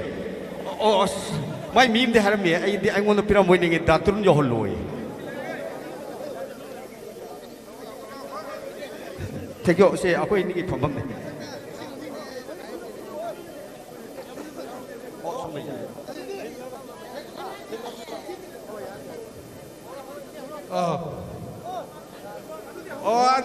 R K Amarji की चौगा हमका हेंगले अखोगी madam अम लागा चौगा नुंगाइते न चौगा हमका सोमना हापे madam इसाना पिबिरो madam होरे लोइरा कोई तो पिबिरो पाइसल बिरो मसादा मसादो इना कना तो जारे अमे त्रांग याम तुम थोला ने कौथोर के बाद थोलो दुरजो तो कौथोरा के मेदाम कोई अभी नमगा फारो तो कौथोरा के मेदाम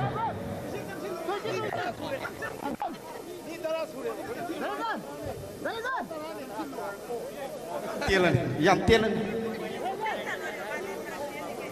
हौजे अखोगी उतोल वातोल जिंग दोन दन लेनिबा अखोगी टेलीकास्ट तौननबगी लेबिनिबा अखोई कैमरा पुनमक लंपाक असिदा हाइदबिरगलो अखोई हौगी हौगदोरे वर्ल्ड कप अखोई मणिवुड की तरह माथुई सुरे मासेस ट्रिपल ए सीडी हौजे याम लिंगी यामना अलिंबन टिम गाकनी नौनब नते सोयबदगी अमा चन्नबगी वानी मखासी करम थोदोय नोय खोय खंद्री येंगिबा बाबोक सिंजु अखोय स्वाय स्वाय लाव मखै पुंगिंगी चोंबा मिहुन फादनरगा येंगनरी अनिसि कमदो गदोय नोयना अदना हौजे बॉल हौग्रे नंबर 15 नंबर 15 ना हौजे बॉल जे बोरे अब ट्रिपल ए सीडी की अखोगी नंबर 22 मना कौकट की बदे हौजे नंबर 10 दगी बॉल जे पीगरे नंबर 19 अखोगी ट्रिपल एस डीसी की मना बॉल जे पाइदना हौजे आहान बसन गिरबा गोल तो हंदोकनबगी दमकता याम कन्ना होनरी अदा हौजे बोनथाई अखोगी चेलिबा सिगी बोनथाई कवे बोनथाई ऐसे येंगलु नुमी येंगदो अतोप कनादा जगोय सागिबा आगांग दुनी हुजिक चावरे फिल्म दा बोनथाई कवे अदना अखोगी हुजे बोनथाई दी बोन हुजे ट्रिपल एस डीसी की पाइकाई दगी आया बजबा गोल मा लिसिंग नंबर कया नो खुनोंग त थांगापियो नंबर चनबदो नंबर कया नो नंबर 14 लिसिंग लेजरे होरे लोइबदा सिदा केस होइना लेजरबनी सर अखोगी एसडीपीओ सुगुनो एसडीपीओ सर ना कोई बिचु अनोंगना दरमदिना लामना उबुदु दैना मसा खंजरुद्रे वारो बिबि आति सा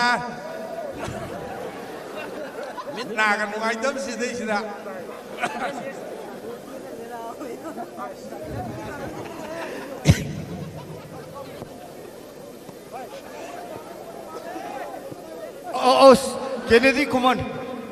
केनेडी कुमन ने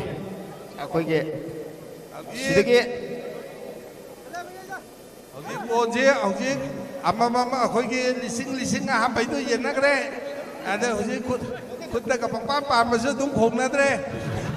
हौजे बोन अखोय अदोलोम त सथन जारा हौजे नंबर 15 मनि उरती अखोय उरसु उद्रे ने लोकजरे हौजे ट्रिपल एस डीसी की माइकाई दगी बॉल जे हौजे याम कन्न बुखले अनि सुपर गोल अहुम सुपर गोल हौजे लेनिबा स्कोर की फिबम 0-1 अदना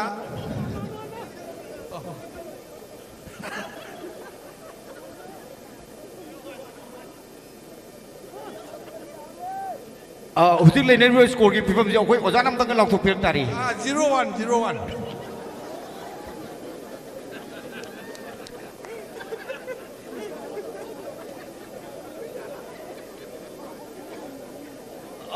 अखोय ओजागी माइ 0-1 जे आ थे लेरे अदुनने मादि हम सिंगना हाइजरकनिको मैम अटवाइज खनबिगनो हुजे अखोयगे कैनोगे ट्रिपल एस डीसी की माइगे देगे गोल किक अमा यमसाना काउथोरे सारना अमुका सार आनंद अमुका पिरकपने अदुबो अखोयगे एजे मैसनाम यम फजबा हेडिंग लोइनना तोरपने अदुगो केनेडी कुमन काइप खलुनो सिन कोटपगी भापते आई चंगवायरा असंग यागिरोय नंग लावगदो अखोगी सिंगर अखोगी अनिनी हौजी कन सार एजे मैसनाम अमदी अखोगी केनेडी कुमन अखोगी कमक रागदा दम चेंधरगा दम को ओक्टेप त पुरगा अखोगी बिसरुत तोरगा लोइसंबा यानी ग्रेसन हुजे My friend, I work on the bones, a cut of Taviare, I think price later. Later. Adubu mayam yam tapu bom di lady akogi atoi beda lising kun. Ade ani suba taba lising tara. Si akoi honorable MLA na takpira mabani. Amok tangga handa nexing jage. Number 12. Atoi beda lising kun.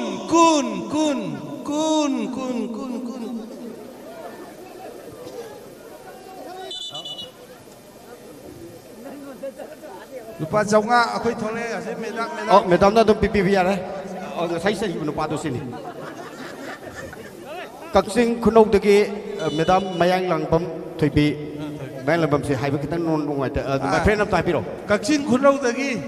akoi gi mayang langbam thoibi devi na aisinan har kodai lalle. Am to ke siam habiyo mayang langbam Kaksing kunau dagi meda mayang lambam thoibina akoi gi hana gi songa du yam de dana songa maga happy dana hoji akoi gi hoji lising amamam akoi gi phangragani akoi kai gumna jariba akoi gi sar gi su akoi gi paisa lising ama pairaga leijare leirabane le mathang sidi kun paina na mo oina honabiro matam supang leiramaroi ông tôi lau ra cái sản phẩm đó internet lên năm lising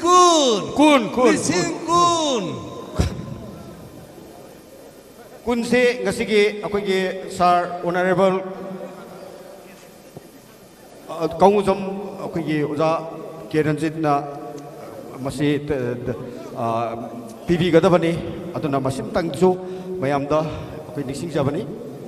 akoi gi antakti sujoi soi dana akoi Eje Maisram na akoi gi nervous teka bhun tan da toroga bol se soi tan porakani akoi gi channa wa kari bo jugi to nervous to bhun tan ba nervous teka bhun tan da akoi gi Abji Kennedy out akoi Vicky is in number 44 out number 14 in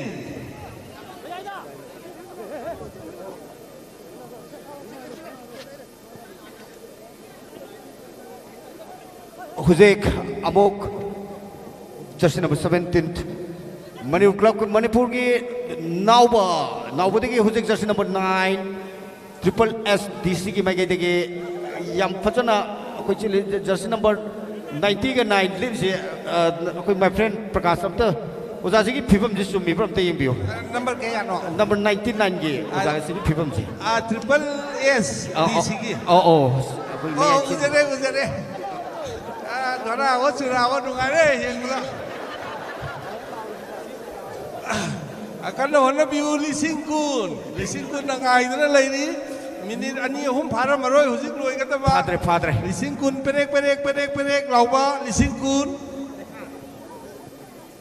daga akhoi gi sukhara tu yang kan ba phai kun du ani ma ki manung da lai ba phobane heta lo yai lising kun aduna Huzek, Islam yang bukan na. September macam jersey number 2 tadi. Huzek Grayson tadi. Huzek bopir kibane. Ado jersey number 99 out. Oi jarage Triple S DC ki mai gay tadi. Jersey number 99. 99. Kalu. Huzek kalu. Bol hori. Sorry. Ado bol out tarane. Asida thokpi horo akoi ki ikai gumna jariba oja kalu out oi oja si jersey number 21 adom ki performance busi supa ki kaujaroi roi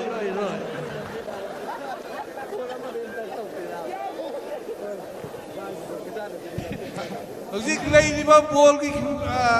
ki pibam Maniwood 01 Triple S CD 01 Fazai yang wang nak kau ki buon je kui sikla singgi marakta umang lom to paisan gi bagi mau ni sikla singgi thamoi ta shuklu mangkya dagi yam na fazari ngasi gi bon Ojek nauba dagi mosa dagi ojek amok thangdar jersey number 10 triple S D C की माइकैदगी याम फजबा अखोगी carry के लोइना ball पुरकना होनबनी अदुबो आर्नोल्ड दगी हुजिक जर्सी नंबर 19 दगी अखोगी सर आनंद अमु बॉल फजब पाइरे हुजिक ग्रेसन हुजिक कान की अखोगी इखलकलिबी लैसाबी मचासिंग द ख्वाइदगी ngौनबा अदुमबा अखोगी जंगे स्टार अखोगी म्यूजिक वीडियो की स्टार अदुगा फिल्म की लमदा हुजिक कर खोंग नौना थांखलाइबा अदुंगलबा अखोई मनिउड की स्टार ने ग्रेसन कर्नाटक हाई नबियो लोइगनो मुसादगी जॉनसन कौशले मिली अम्मा नि दंगाई सलकबनी मयाम लिसिंकुन नागोंग द दाबियो थमोय द निंदना लेबियो लिसिंकुन बोथाई ने याम फजबा सेप अमा तौथोखरे अखोई ड्रो तारदी कमदम दगे हाइबदु बदि आई हाइबा ngамद्रे लिसिंग कुन गी मतंग सि खनबदा बथाय याम साइ अगी मयाम थवा याम सानबियो हौजिजु मिनिट अमा मुकी मतम लैरि लिसिंग कुन तरा येनरगा लेमौ तरा दुना अखोई लाउरिबा अखोई अनि मंगा ओइदौ माले मदु ऑनरेबल ने होरे लेपसनो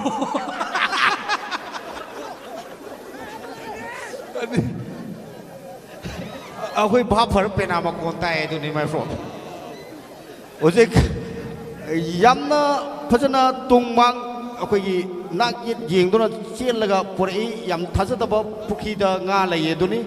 याम थाजदबा साराना ना होसे काउसन रुपा लिसिंग कुन लौरे ममांग चनगिब नुपा दुनी नंबर 14 लिसिंग कुन थौला हेंगबियो लिसिंग कुन आर्नोल्ड ने होसे एजे मैस्नाम ना होसे आज बाबा एजे दगे होसे अबो आर्नोल्ड ना लिसिंग कुन दगे अगेन अबो आई केनुमा तोइसे काउनी को लिसिंग कुन अगी अमुक जो हु बुसलन लिसिंग कुन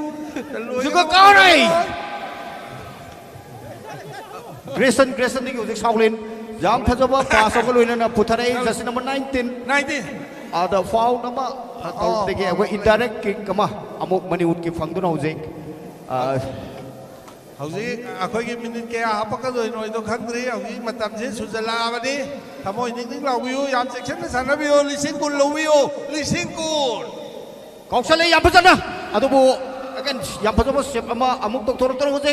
अमुक ट्रिपल एस डीसी की हेडिंग के लोइना अमुक बॉल से पुखले तक पाखन नगरी कई गाबा ओ अस अखोई साथी ओगांग दुनी बिकिस थवाई मांग रेजोल्यूशन कुन मौदी कलमो एजे दगे हुजे खाइदोर को मरु नते बोने जर्सी नंबर 19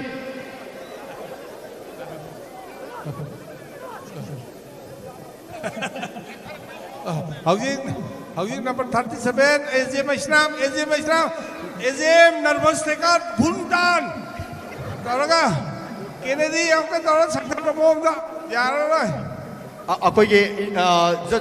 सिकी हेड हौजिक सुजोय सोइदरा आइना मरुगी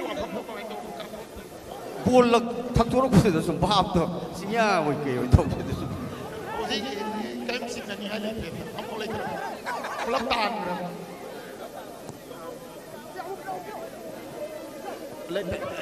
याम फजबा अगेन हौजिक अमुक अखोई के हौजिक section लिसिंकुल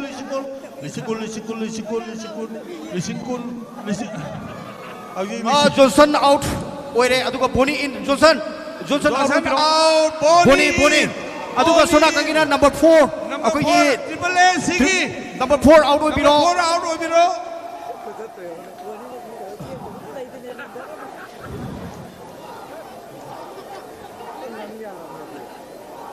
ओजामा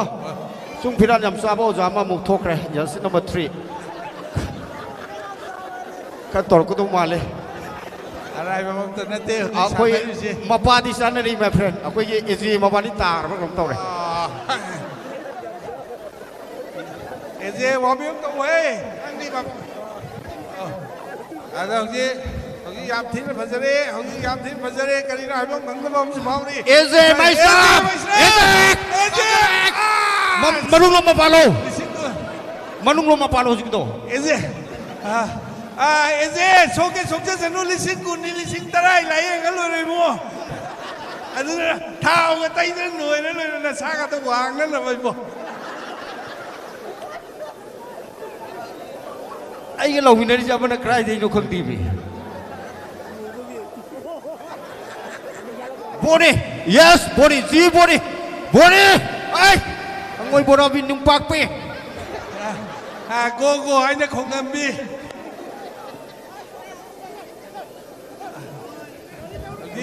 Chân sale Arnold, chúng tôi nhập vào bài jersey number 7, Jet Kai này. Ang ang bông được cái Kai này. Câu sale câu thế. Oh, áo tạc này. Out. Ai xuống khăn bây giờ mà xin try về các ông ta cái thân là cái tu cái gì go. Cái quân từ lâu nó vào đâu ta.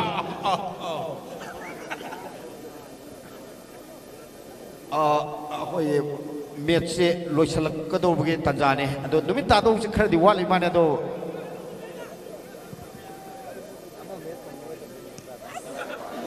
Yam phá ba goal kick, cái cái throw in, ama cọc sân yam phá ba, body đẹp quá này yes,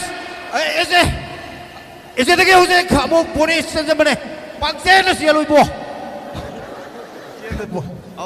Chalo, jersey number 7 mà để Sauling đấy cái bon thai, hàng ngồi bora bin nung pak pi, cái bon thai sẽ cái PDF thas nada, cái angang cái hàng ngồi bora bin nung pak pi, phố budi khongi do sakhi angang do này sau khi lạc cái mà đấy có wang đó mina tanau phang drai, flag kick, ama kau play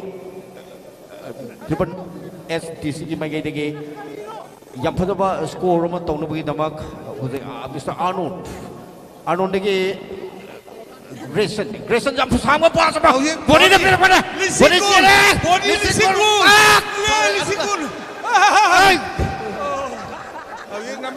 Number 10 na Triple S DC number 10 na pass pick number 7 nó जो ball बुझारी सन करे Bon thai cái nào cái mo Arnold 3 tu ni hey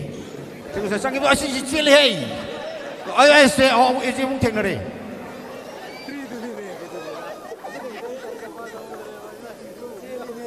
cái cái lùi cái này hay bỏ pamu bộ mà cái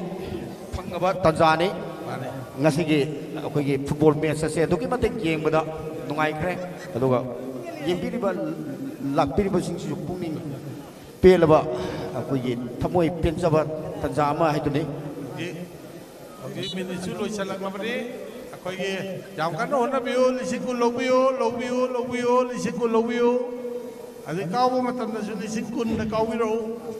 cái buôn gì lịch sử quân lôi nó uro cao biểu cái chân ra ông mà pan đi khara section na mayam sarmio hoye lupa lising kun hoye number 19 na hoye number 10 na pigre number 10 na number 7 lagi 19 na hoye buat je kau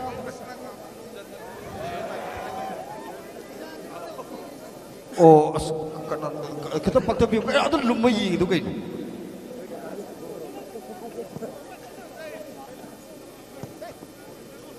yam sa dam to je mangon da budi yam ngai je ba ngon da di yam khai ra ba se pha mo lau ada ai na mai thamoi du khang mo ni sao ngom ro sen ga bo to mangang na nge uong drum ni to se Hujik Tanzania se yam na cái thamoi da jing lo bo hai ta re Tanzania du yok sale malam de hujik long đến với xe lê ai xem Muslim thì yam phát ra na táp lâu na angang na kabog lak patung lak hi bol si cái boni tanay adobo wakal na ma khong na ma ai budone wakal da di ai bol se na pro sappaga khong ani na poraga kausan iba na uba duga on thor ko ya ya da bagi bhap bla tawri se my friend masada ni dum kaw ram jan ni khong da ka hong da ba ko oi jan o milu shalo duga sare na khanbiro ai doni tawri se ado hojek naw bo amade hojek bon thai akan mo mong de hojek bol se lan theng na ni o mi ge khong karak ta tingjal kak kak in le ilam ni ne yam pa lai ma vidya se ke am lai ge om ta yeng ge taw jan ni yes bone kau kale asi ku kok jam to utri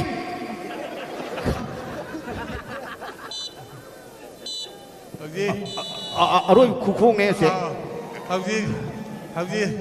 lising kun se bye bye taru sakit tu man chale Matang sana kada ba football match ki tim mani ma dress lotion bi dana field the top na bani sing jare matang sana kada tim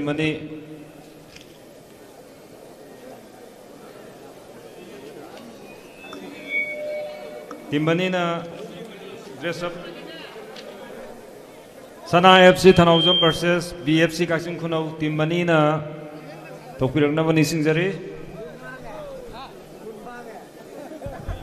ngasage akoi ge Sir Anand SDBO som dong leng chim biruk tona akoi ge Sir akoi Kumar Anthony lomal sing ba tujin saung na akoi ge oja sina bibiri teki osona akoi ge sanajari ba akoi players sing se ge naktang akoi thoi happy rambagi tamak yamna thagatpa nuai bedum phongtok sari Matang sana kada ba tim mani na field line up to bina ning jare tim mani na line up torngi manung sidang ngasi gi khoi gi thorong masi gi president oi biri ba iramdam sunu kendra gi honorable MLA mingoi na panjarabada ikai kumna jare ba Sri Kamujam Ranjit Singana president iwarol khara thambira na ba noluk na ning jare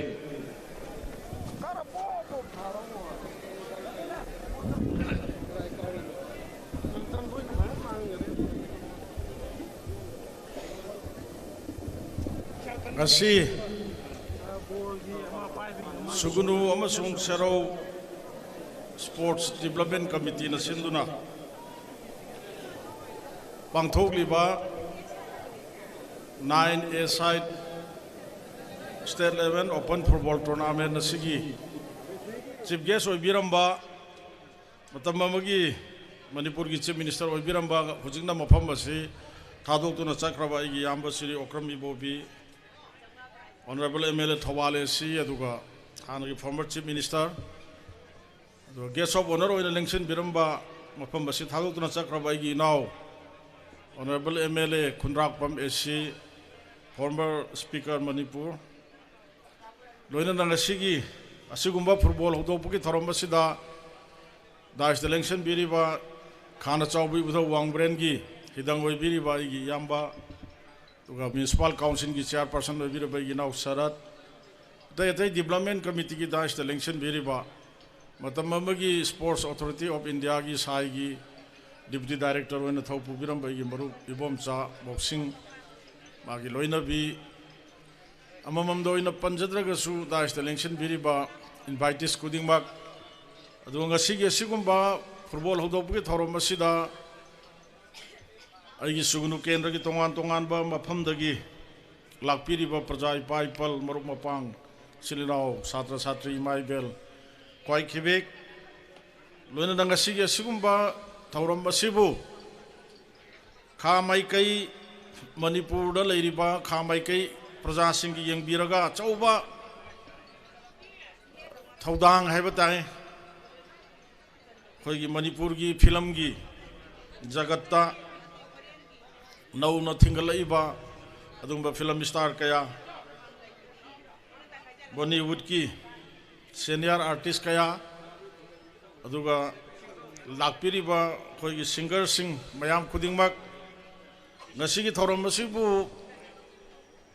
message पिबिरिबा electronic अमसुंग print media की सिलिनाउ सिंग मयाम खुदिंगमक आइना लेपचरिबा मफम मसिदगी इकाय खोमना बुचरी ꯑꯩꯍꯥꯛ ꯌꯥꯝ ꯁꯥꯡꯅ ꯃꯇꯝ ꯂꯧꯖꯔꯣꯏ ꯑꯩꯈꯣꯏ ꯍꯧꯈꯤꯕ ꯉꯁꯤꯗꯒꯤꯅ ꯆꯍꯤ ꯑꯅꯤꯒꯤ ꯃꯃꯥꯡ 2023ꯒꯤ ꯃꯦꯒꯤ ꯇꯥꯡ 3ꯗ ꯊꯣꯛꯈꯤꯕ ꯑꯗꯨꯒꯨꯝꯕ ꯂꯥꯏꯕꯛ ꯊꯤꯕ ꯊꯧꯗꯣꯛ ꯑꯗꯨꯒꯤ इतिहास की लेमाइदा कावबु ngamdana lehoragado adugumba tangkak ama laibak thiba tangkak ama haiba jatai adugumba tang ohum aduda manipur pumbagi oina hawgargasu aigi kendra manung oijariba sugunu kendra sidi akhoi leijariba leiminajariba adjoining area sigi kuki community gi amasung anal naga ichilinau singi लेरिबा मैतई सिंगी leader सिंग मयाम पुंदुना अदुगुंबा लाइबक थिबा थौदोक अदु थोरखिबा नोंगानबा मेगी तांग मरी की अयुक पुंग 8 मखाइदा सुगुनुगी एसडीपीओ की कैंपसता पीस कमिटी अमा सेमदुना यामना थमोई सेंगना मणिपुर की हेक लोजिंग लोयादा कुकी कम्युनिटी का मैतई सिंगा तामिनबा मफमदा युम मै थानबा औ औ अंगम अंगम खुदोंग चाबा येंगा हानबा अदुगुंबा मयाम अदो मधु थोखरगसु नुमित कुनगा मरीनी चुपना आईगी लेजरिबा सुगुनु केंद्र की चुराचानपुर अमसुंग चांदेल डिस्ट्रिक्ट की एडजॉइनिंग एरिया दा लरिबा कुकी कम्युनिटी की चिलेनाउ सिंग अनाल नगा की चिलेनाउ सिंग वुमेन ऑर्गेनाइजेशन की लेजरिबा सुगुनु केंद्र की भेली की मैतई चिलेनाउ सिंग थमोई सेंग न होना बिदुना नुमित कुनगा मरीनी चुपना अखोई करिगुंबा मखन अमतगी अदुगुंबा इरांग अदुना सोकपना नंदना खाना चावबुदा वांग्रेंग की थौजानदगी लेरखिबनी अदुगुंबा मतम अदुदा केंद्र सिगी एमएलए मोइना मतम अदुगी लेबिरंबा सरकार दा थमोई सेंगना इगी एरिया सिदा सिगुंबा पीस कमिटी असिना कयाम कुइना ngakpa ngamgani ngamoy haiba tamba ngamde adubu huji hujiki oinadi asoi angam amata yaudri maram aduna area sina pak chawbunina security company mari dang di PBO haidana kanna haijaki adubu matam adugi panbiramba सरकार पाइबिरंबा chief minister अदुना cooperation पीबीदबा अदुगा खामाइगैदा लेबा प्रजा सिंग असिबु कनबीबगी वाखल लैहिदबदगी मबुक फत्रबा अवांग बचिंगथक्ता लेबा cookie लालौबा हाइना खंगनबा अदुगुंबा सुदा लेबा under round सिंग अदुना मखुत्ता फबा खोलाई पाइदुना तांग कुनगनिपान था अदुगी Maggi तांग कुनगनिपान की नोंगालमदाई पुंग अनिगा minute कुन ताबा मतमदा यामना तमथीना हाइबताई नापत कुंबी केंद्र की मनुंग लेबा नापत सेरौ अमसुंग सुगुनु हारिबा मफम अहमसिदा पुंगफम अमत्तदा नोंमई कापगा युमई थाबा हौरखिबा मरुदा सेरौदा सही मौद्रा सुरबी इमा गुंबी अमा लेखिदबा नेपाली कम्युनिटी की इंखलैबा एबनॉर्मल ओइरबा नुपा मचा अमा लेखिदबा अदुगा अखोई मैतई सही 63 सुरबा मुहिंद्रो हाइबा सेरौ निथम मिदेंदगी अमा लेखिदे सेरौदा मी अहुम मरी इंजुरी होइखे अदुमाइना तौरखि हारिबा मतम अदुदगी हौना अखोई सेरौ सुगुनु असि लांजेनदुना खुंताक लानसीबा हाइबदु ओइदना अदुके मति अखोई अवाबा म ओइखि मदुदसु नतना 2024 की फेब्रुआरी की तांग 13 दगिना फेब्रुआरी की तांग कुन फावबा नुमित 8 नि चुराचानपुर डिस्ट्रिक्ट लोमदगी मबुक फत्रब कुकी सिंग अदुना लालहौबा सोकोल अदुगुंबा मिहाटपा अदुगुंबा टेरोरिस्ट की लिचत चटपा मियोय सिंग अदुना नोमई कापपा होरकपदगी मणिपुर कंदबा यादे हाइदुना मतमदुदा थोखिबा खुन ngakpa हाइबताई नौरिबा मणिपुर की तोंगान तोंगान बा इचा इनाउ सिंग तोंगान तोंगान बा खुंदगी लाकपिदुना सुगुनु अमसुंग सेरौ एरिया असि नापत एरिया असि ngakhiba कोई खुदिंग मगन खंगी आई बोल की मतम से टेंशन लपनिना नुमि से तारमदाई ओइराबनिना आई याम टेंशन जगे यामना दि ngang ning maning asi se hau badagina loiba phau thokhiba sing adu ngasi gi miam da ai khanghaning bani adubu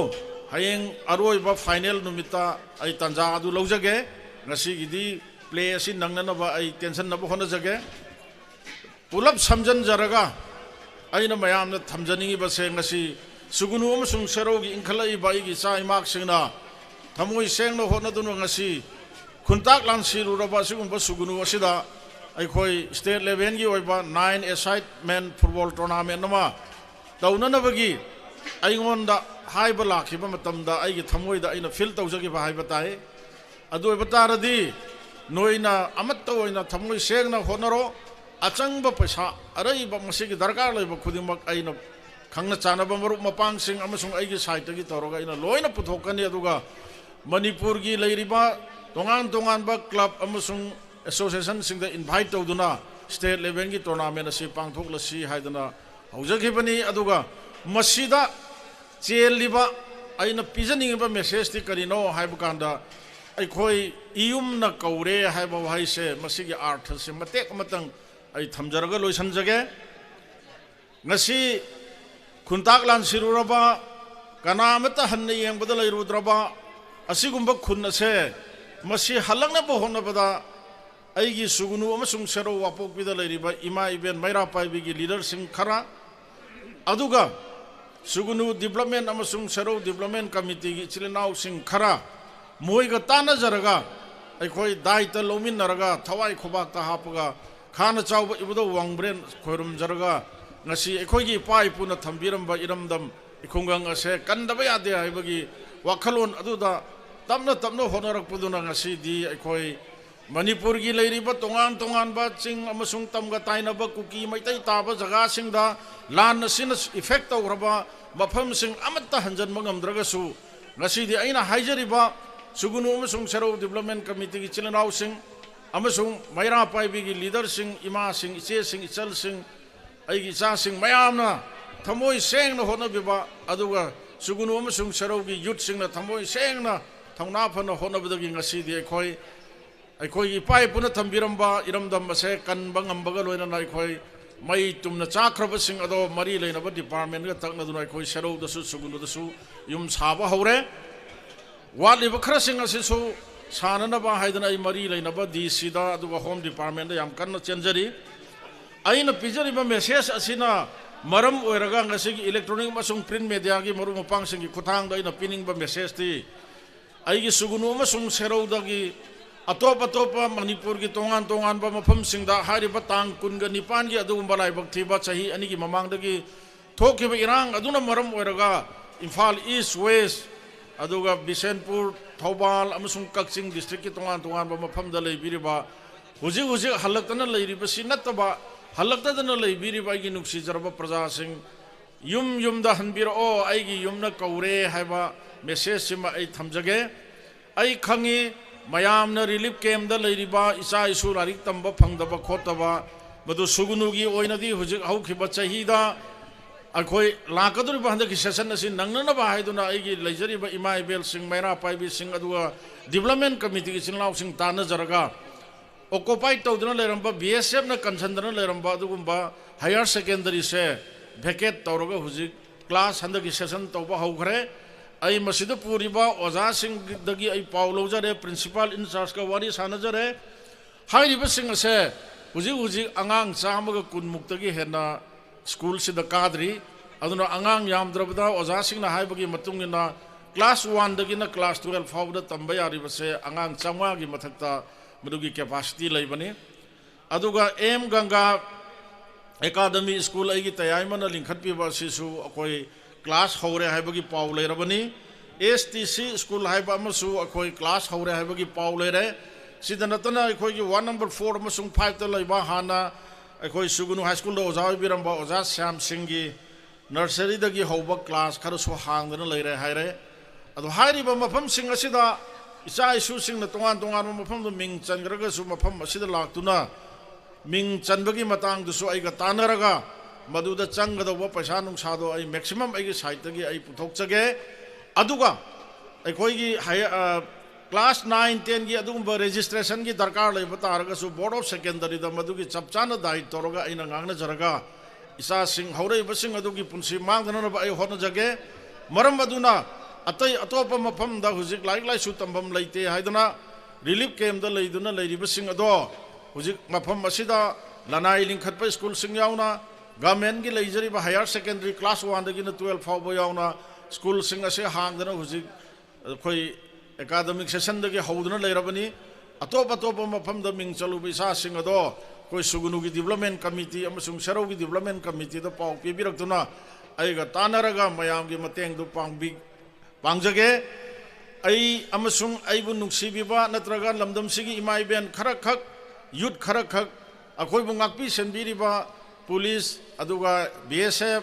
अदुगा सेरौ अमसुंग कुकी का ताइनब जगह दरे आसाम राइफल खरा सिना इखोई इरमदम से पुंसी चुप कनगदब नते इपा इपुना थंबिरमबा खोइरी नाउखम ताबम सिदी मचा मसु ओइबा इखोइना इरमदम कनगदबनी मरम मदुना ngasi ibdo wangbren gi masai gonda hogdok chariba sugunu public ground da hogdok chariba sigumba 9-man aside state level football tournament asina pijariba message iyumna kaure hariba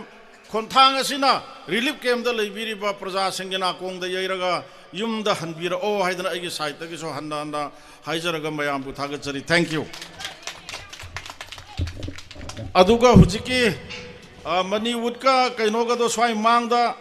मतम से लैत्रबनिना आई स्वाई द सुम पिथोक चरगे लुपा लिसिंग कुन ग तारा ग कुंथ्रा ने अदु थोइनद्रमिना त्रांगा येन बतारे मयाम वारो बयाते अदुना ngasai Maniwood ki lakpi ki bichilinaw sing aduga ngasi ki announcer Maniwood ki anis di am phajagre asi di horen dokhina ai lo na kacharage ai khangi karamba dokhina kalaga phagadage adu ai mun na khangi inaw sing se aduna ngasi ki hawdok pagi sugunu serau development committee ki approval development committee ki sanaroi sing aduga Maniwood ki hek hawbadagi ai gi inaw boni film star Boni की दमक तेनबीर ma'am खुबाम तो खुबियो आई इनाव सिना हंदक की publicity तौब खोटपदगी हौना माना लोइना पांगबीबा हाइबा तारे अदुगा ngasi लाइबसे थाव गाड़ी तिंगना कोई खा माइगेगी कोई इरमदम इजाती कनबा सिदा अखोइसु अखोइगी थौना अदि खरदोरबसु उलु बताय न थमुइ थेंना सेंगना लाकपीदना मैम तौबिरेबसे इनाव मतम खुदिमक्ता खाना चावबो इबदौना इनाव खतनतना मागा लोइना लाकपीरी बाइगी मरुक मपांग इसा इनाव सिंबुसु मोय मोइना चलिबा लंबी सिदा मपुंग फाना माहि याना चलन बिबो इबदोंना पिना बिबो ओइसनु हाइदना सुगुनु प्रजागी मिहुत सिलगा इन खुरुमजरी थैंक यू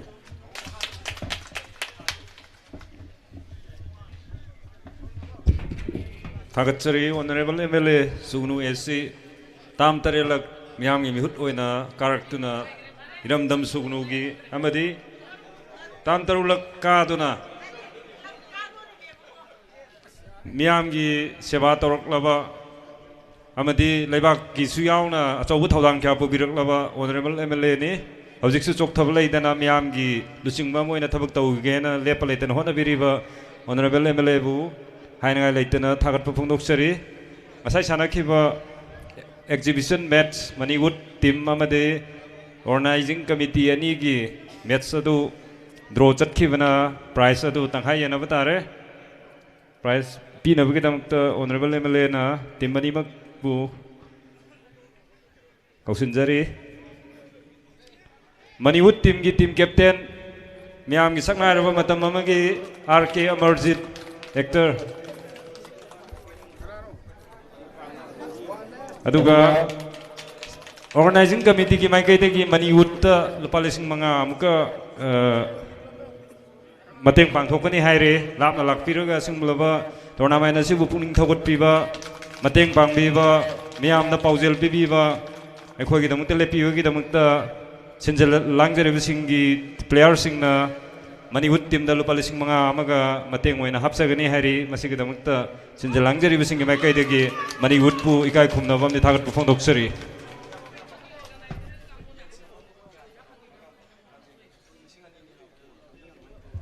मैम कायना बिगिनु टीम मनीमक तांजेंगदगी यनसेंबम नबकांता यामबसिना टीम मनीमकता लुपा लिसिंग अनि एनिगी मना अमगा हापसगनी हाइरे यनसेंबम नबकांता तांजेंग खुनौदगी यामबसिनासु टीम मनीमकता मनीवुड टीम अमदी ऑर्गेनाइजिंग कमिटी टीम मनीदा लुपा लिसिंग अनि एनिगी मतंग हापीगनी हाइरे थागतचरी टीम मनी अमदी मतंग पांगबिरकपा पुनिंग थगतबिबा पुनमकपु सुगुनु मियामगी मौत सिंजरगा सिंजलांगजरी ऑर्गेनाइजिंग कमिटी की माइकैदगी इकाय खुमनबा अमदी थागतपु फोंदोकसरी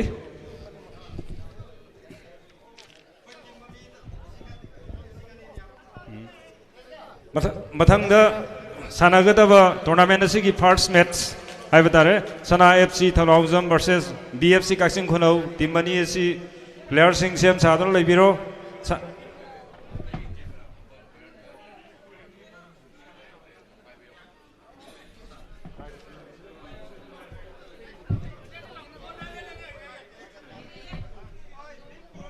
Hojik sanagdoriba tim mani sigi match ta ahanba goal chanba mioi aduda Kaksim Khunau sana khunang lekai dagi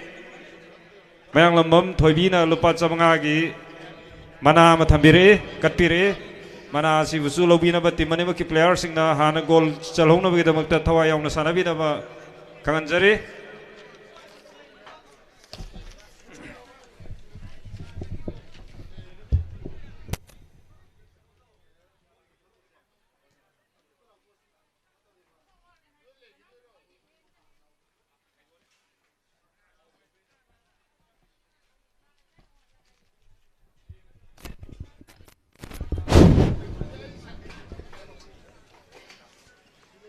Maraktana Hojik sanagdoriba tim mani sigi substitute bench ta phambiriba team gi player natabsing ekhoina nakanda khinnuna thamliba substitute bench ta phamduna lebiriba team gi player natabsing bo khara khara mafam da thadok piraga team mani gi player sing da pangan mena bani singjari amade ngasi gi asungmlaba thorom asina mateng pangbirakpa khara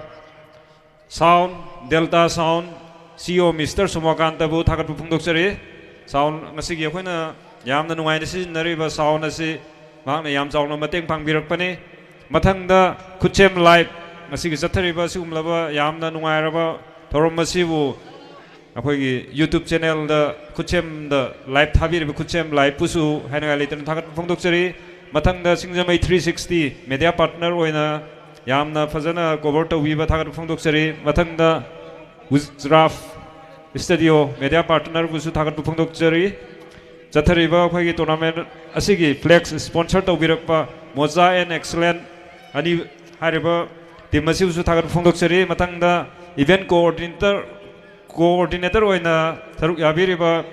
boy malangba boinau sing yamba sugnudagi amadi guru mayum boni actor ani busu organizing committee gi maikai dagi anana thangat pungdok sari adom adom gi yamna chawrba mateng na akhoi pangthok churiba thorom asi apung phana phajana hena pangthok pangamjari bani haiba wafam asi sinjalangjari singe maikai dagi hanna pungdok sari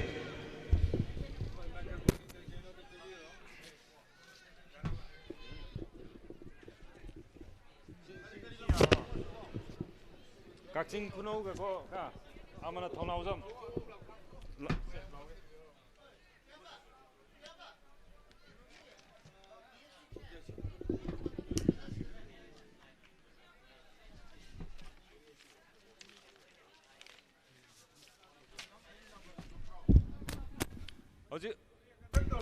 Hojik sanagadoriba team mani Sana FC Thaunaujam versus BFC Kaksim Khunau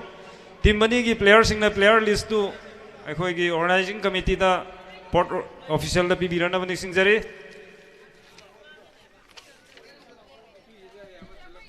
amadi kire ama pilekri hoja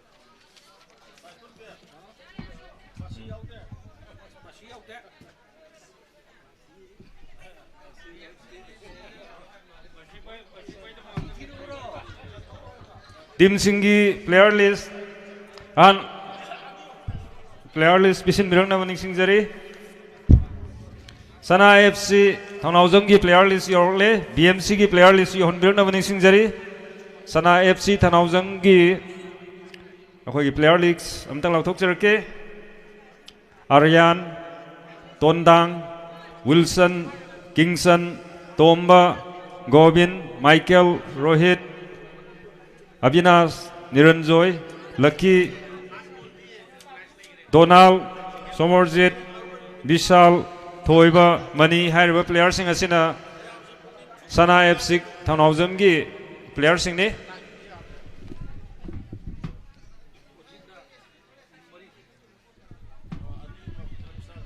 BMC gi team manager amati player team manager amta lakpinam ni singjari BMC gi player list yorok3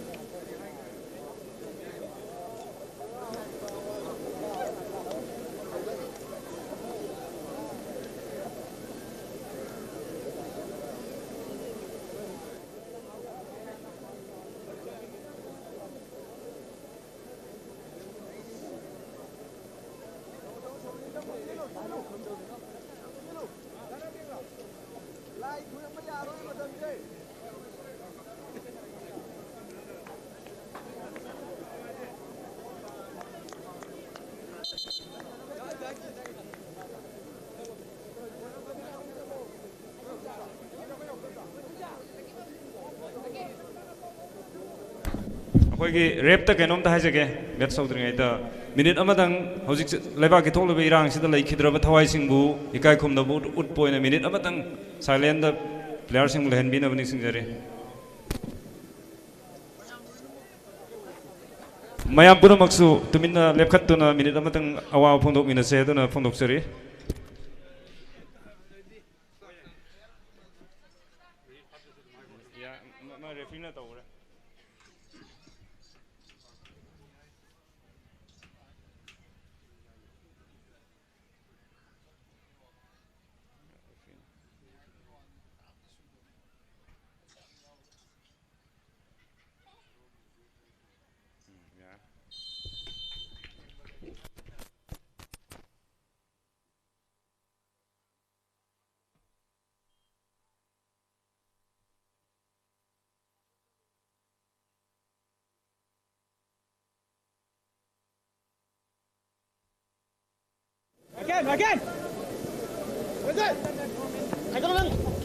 ꯍꯧꯖꯤꯛ ꯁꯥꯟꯅꯔꯤꯕ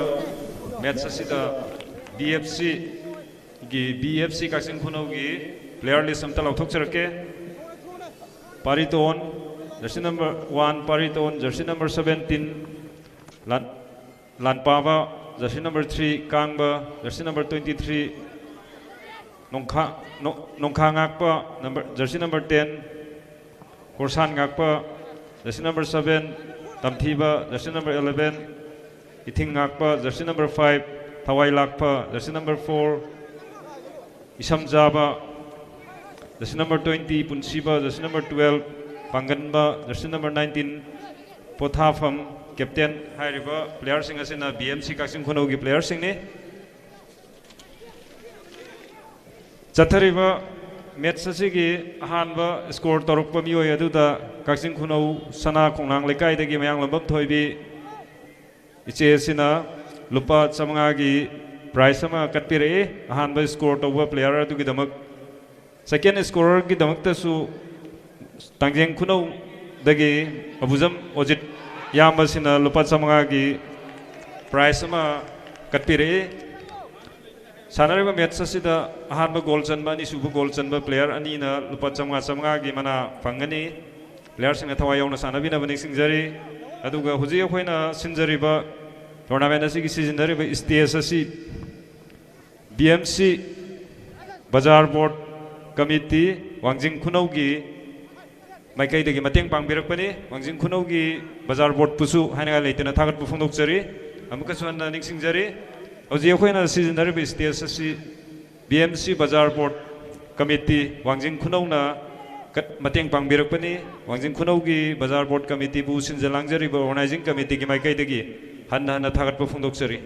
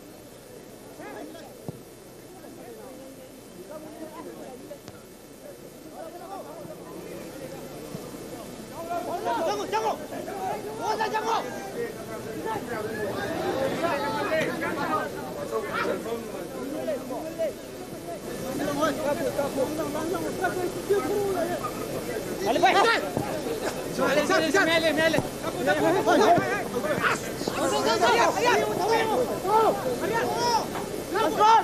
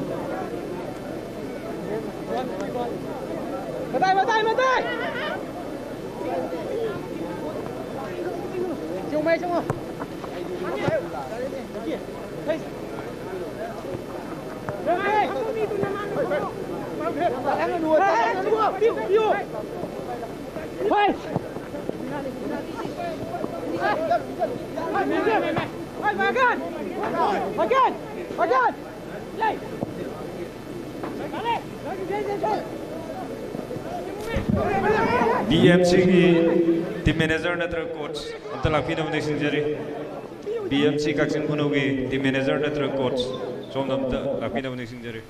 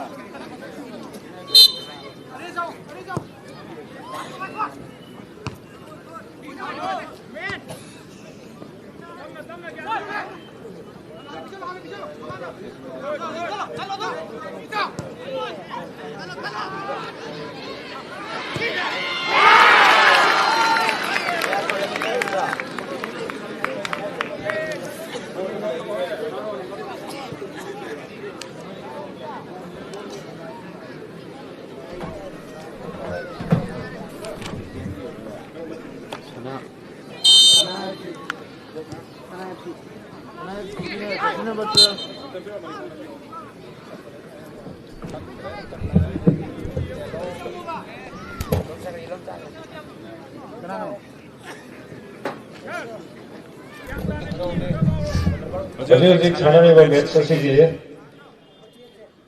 Lairabe score gi fibam Sana FC Thanawdam ki jersey number 12 Lucky na score ma tawduna Lairabe score gi fibam 1-0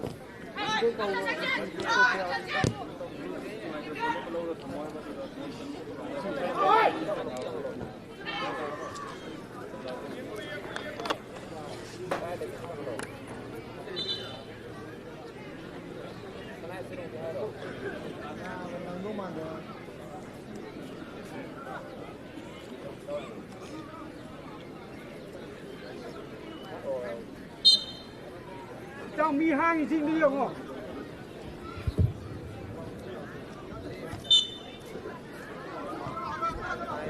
Cầm gì mà chàng cái lo?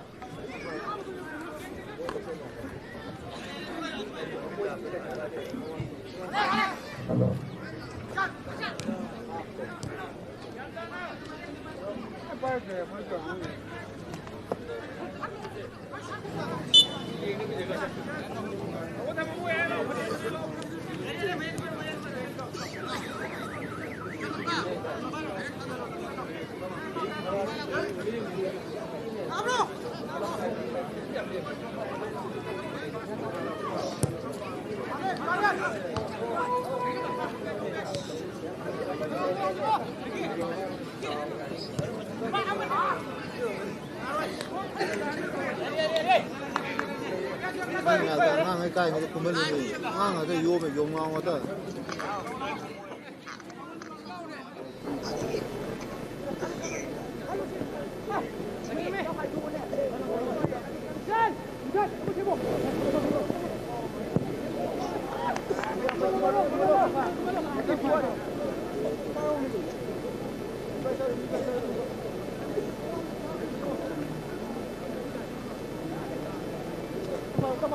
ra lâu đi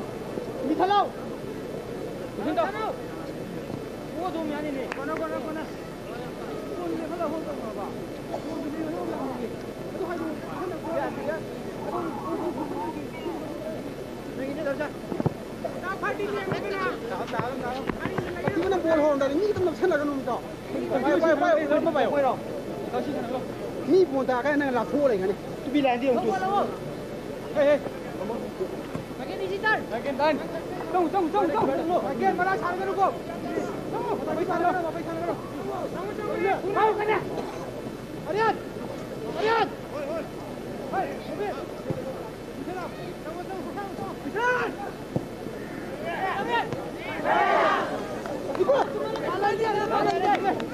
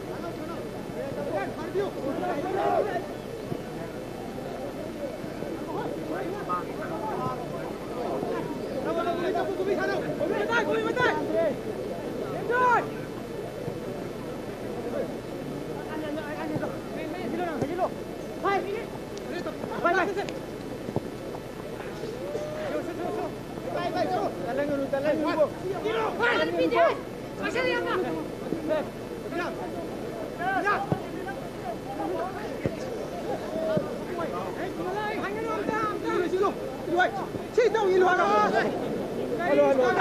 还能玩的？不是，没来。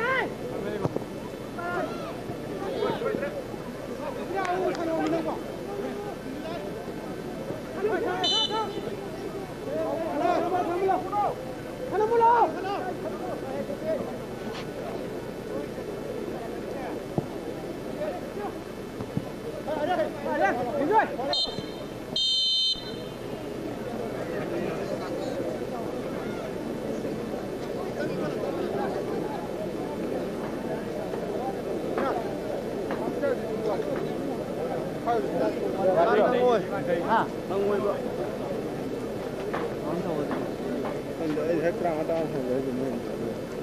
？Nangoy ba? 10 minit mga sarap ko na. Dada na kumang.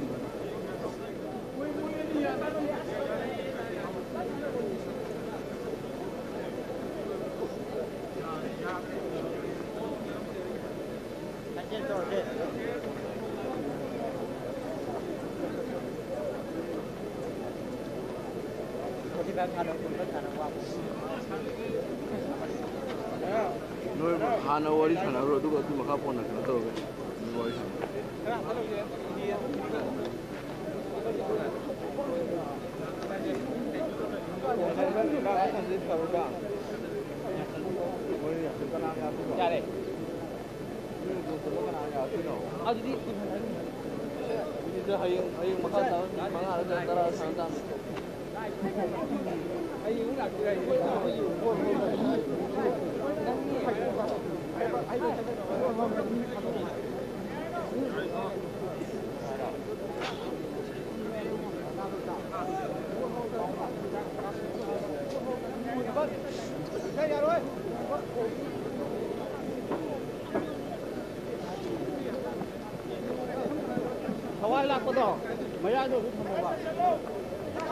ꯑꯩꯈꯣꯏꯒꯤ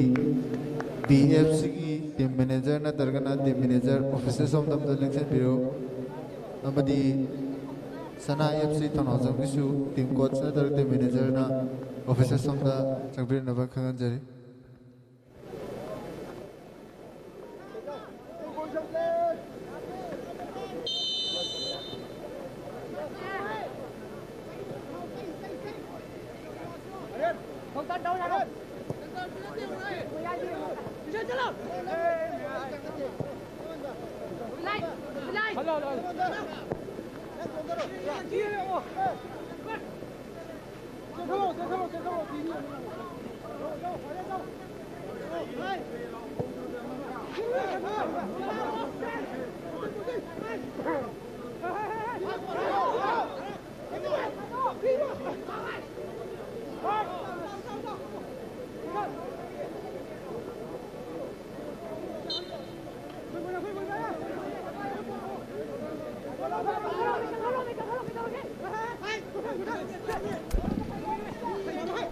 Ngasidagi hauduna chathariba 9A side men's state level open football tournament asigi hayeng nini janma numitta sanagadaba match samtang ngauthokjage hayeng nungthil pung ani dama matamda SSDC Sugnu versus WPC Wangu hariba timani sina group B gini makhoi ni sanajagani amakasu hana miyamda khanganjari madudi hayeng nini janma numit oina nungthil pung ani dama matamda SSDC Sugnu versus WPC Wangu group B gi timani sina nungthil pung ani dama matamda sanajagani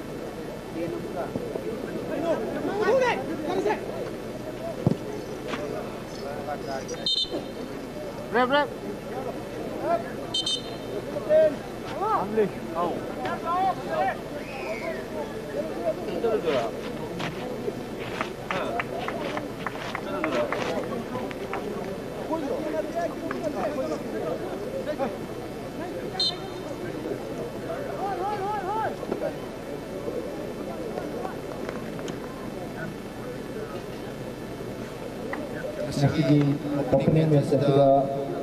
ahamba match thanaiba BFC Kansiro adi Sana FC Thanozam hojik lainariba score gi fibam Sana FC 3 BFC Kansiro nil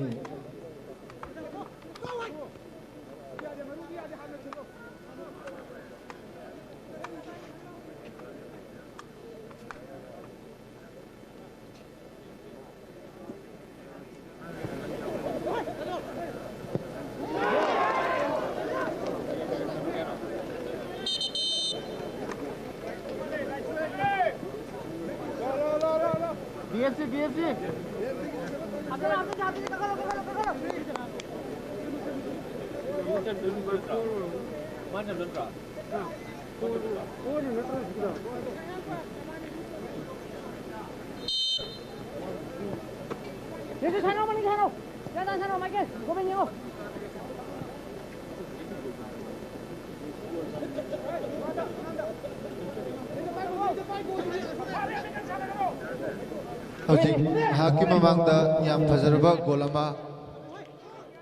BFC Kalsing Khurongna Sana FC Thanozam gi magaida gol amaga chanjaduna hojik lainariba score gi fibam BFC Kalsing Khurong 1 Sana FC Thanozam 3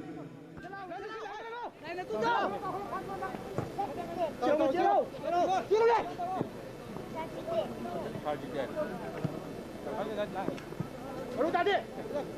Hai, Aryan. Tengok. Aryan, turun.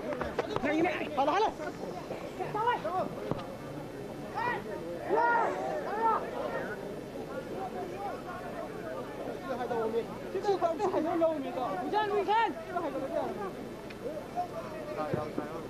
Baru.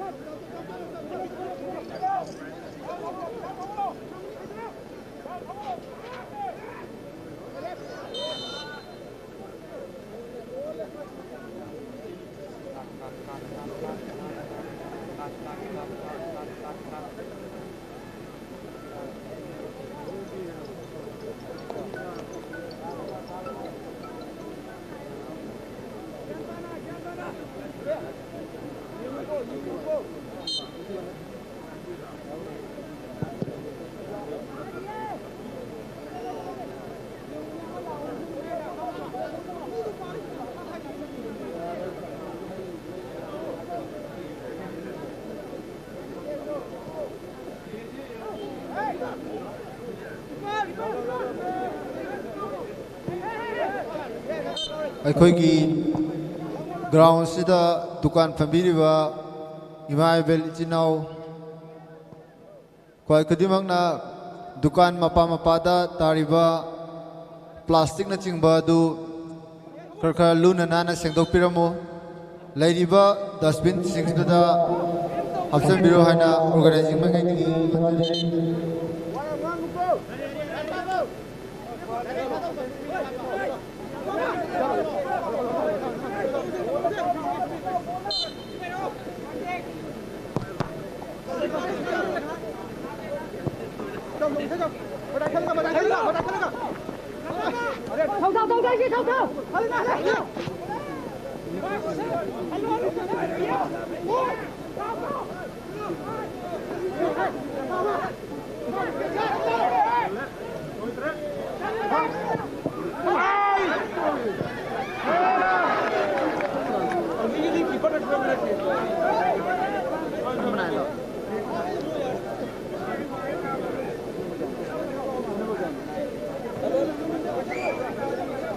Sana FC Thanaujamgi jersey number 9 Ariana Fazaraba goal ama muk chansanduna hojik phaugi leiniba score gi fibam Sana FC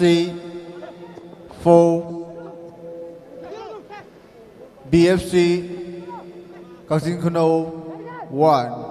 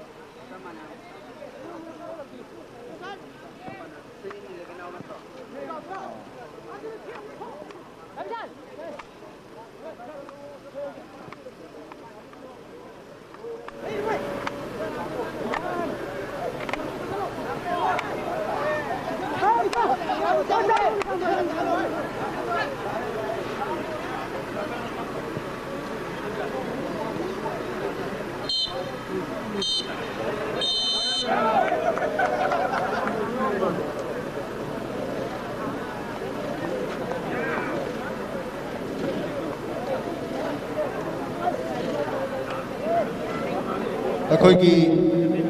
याम फजरबा match अमा opening ceremony दा सनाबिखिबा BFC Kaksin Khunau amadi Sana FC Thanaujam final score da Sana FC na 4-1 da thoiduna Sana FC quarter league tabangta advance hoigre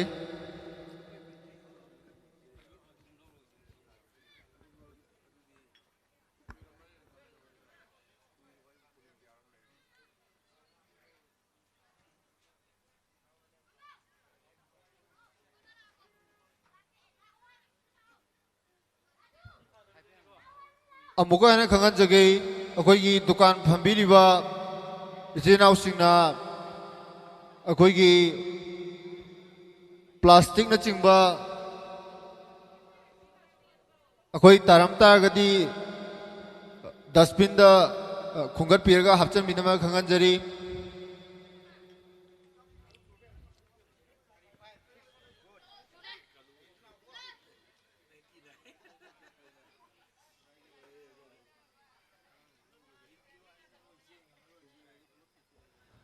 अखोई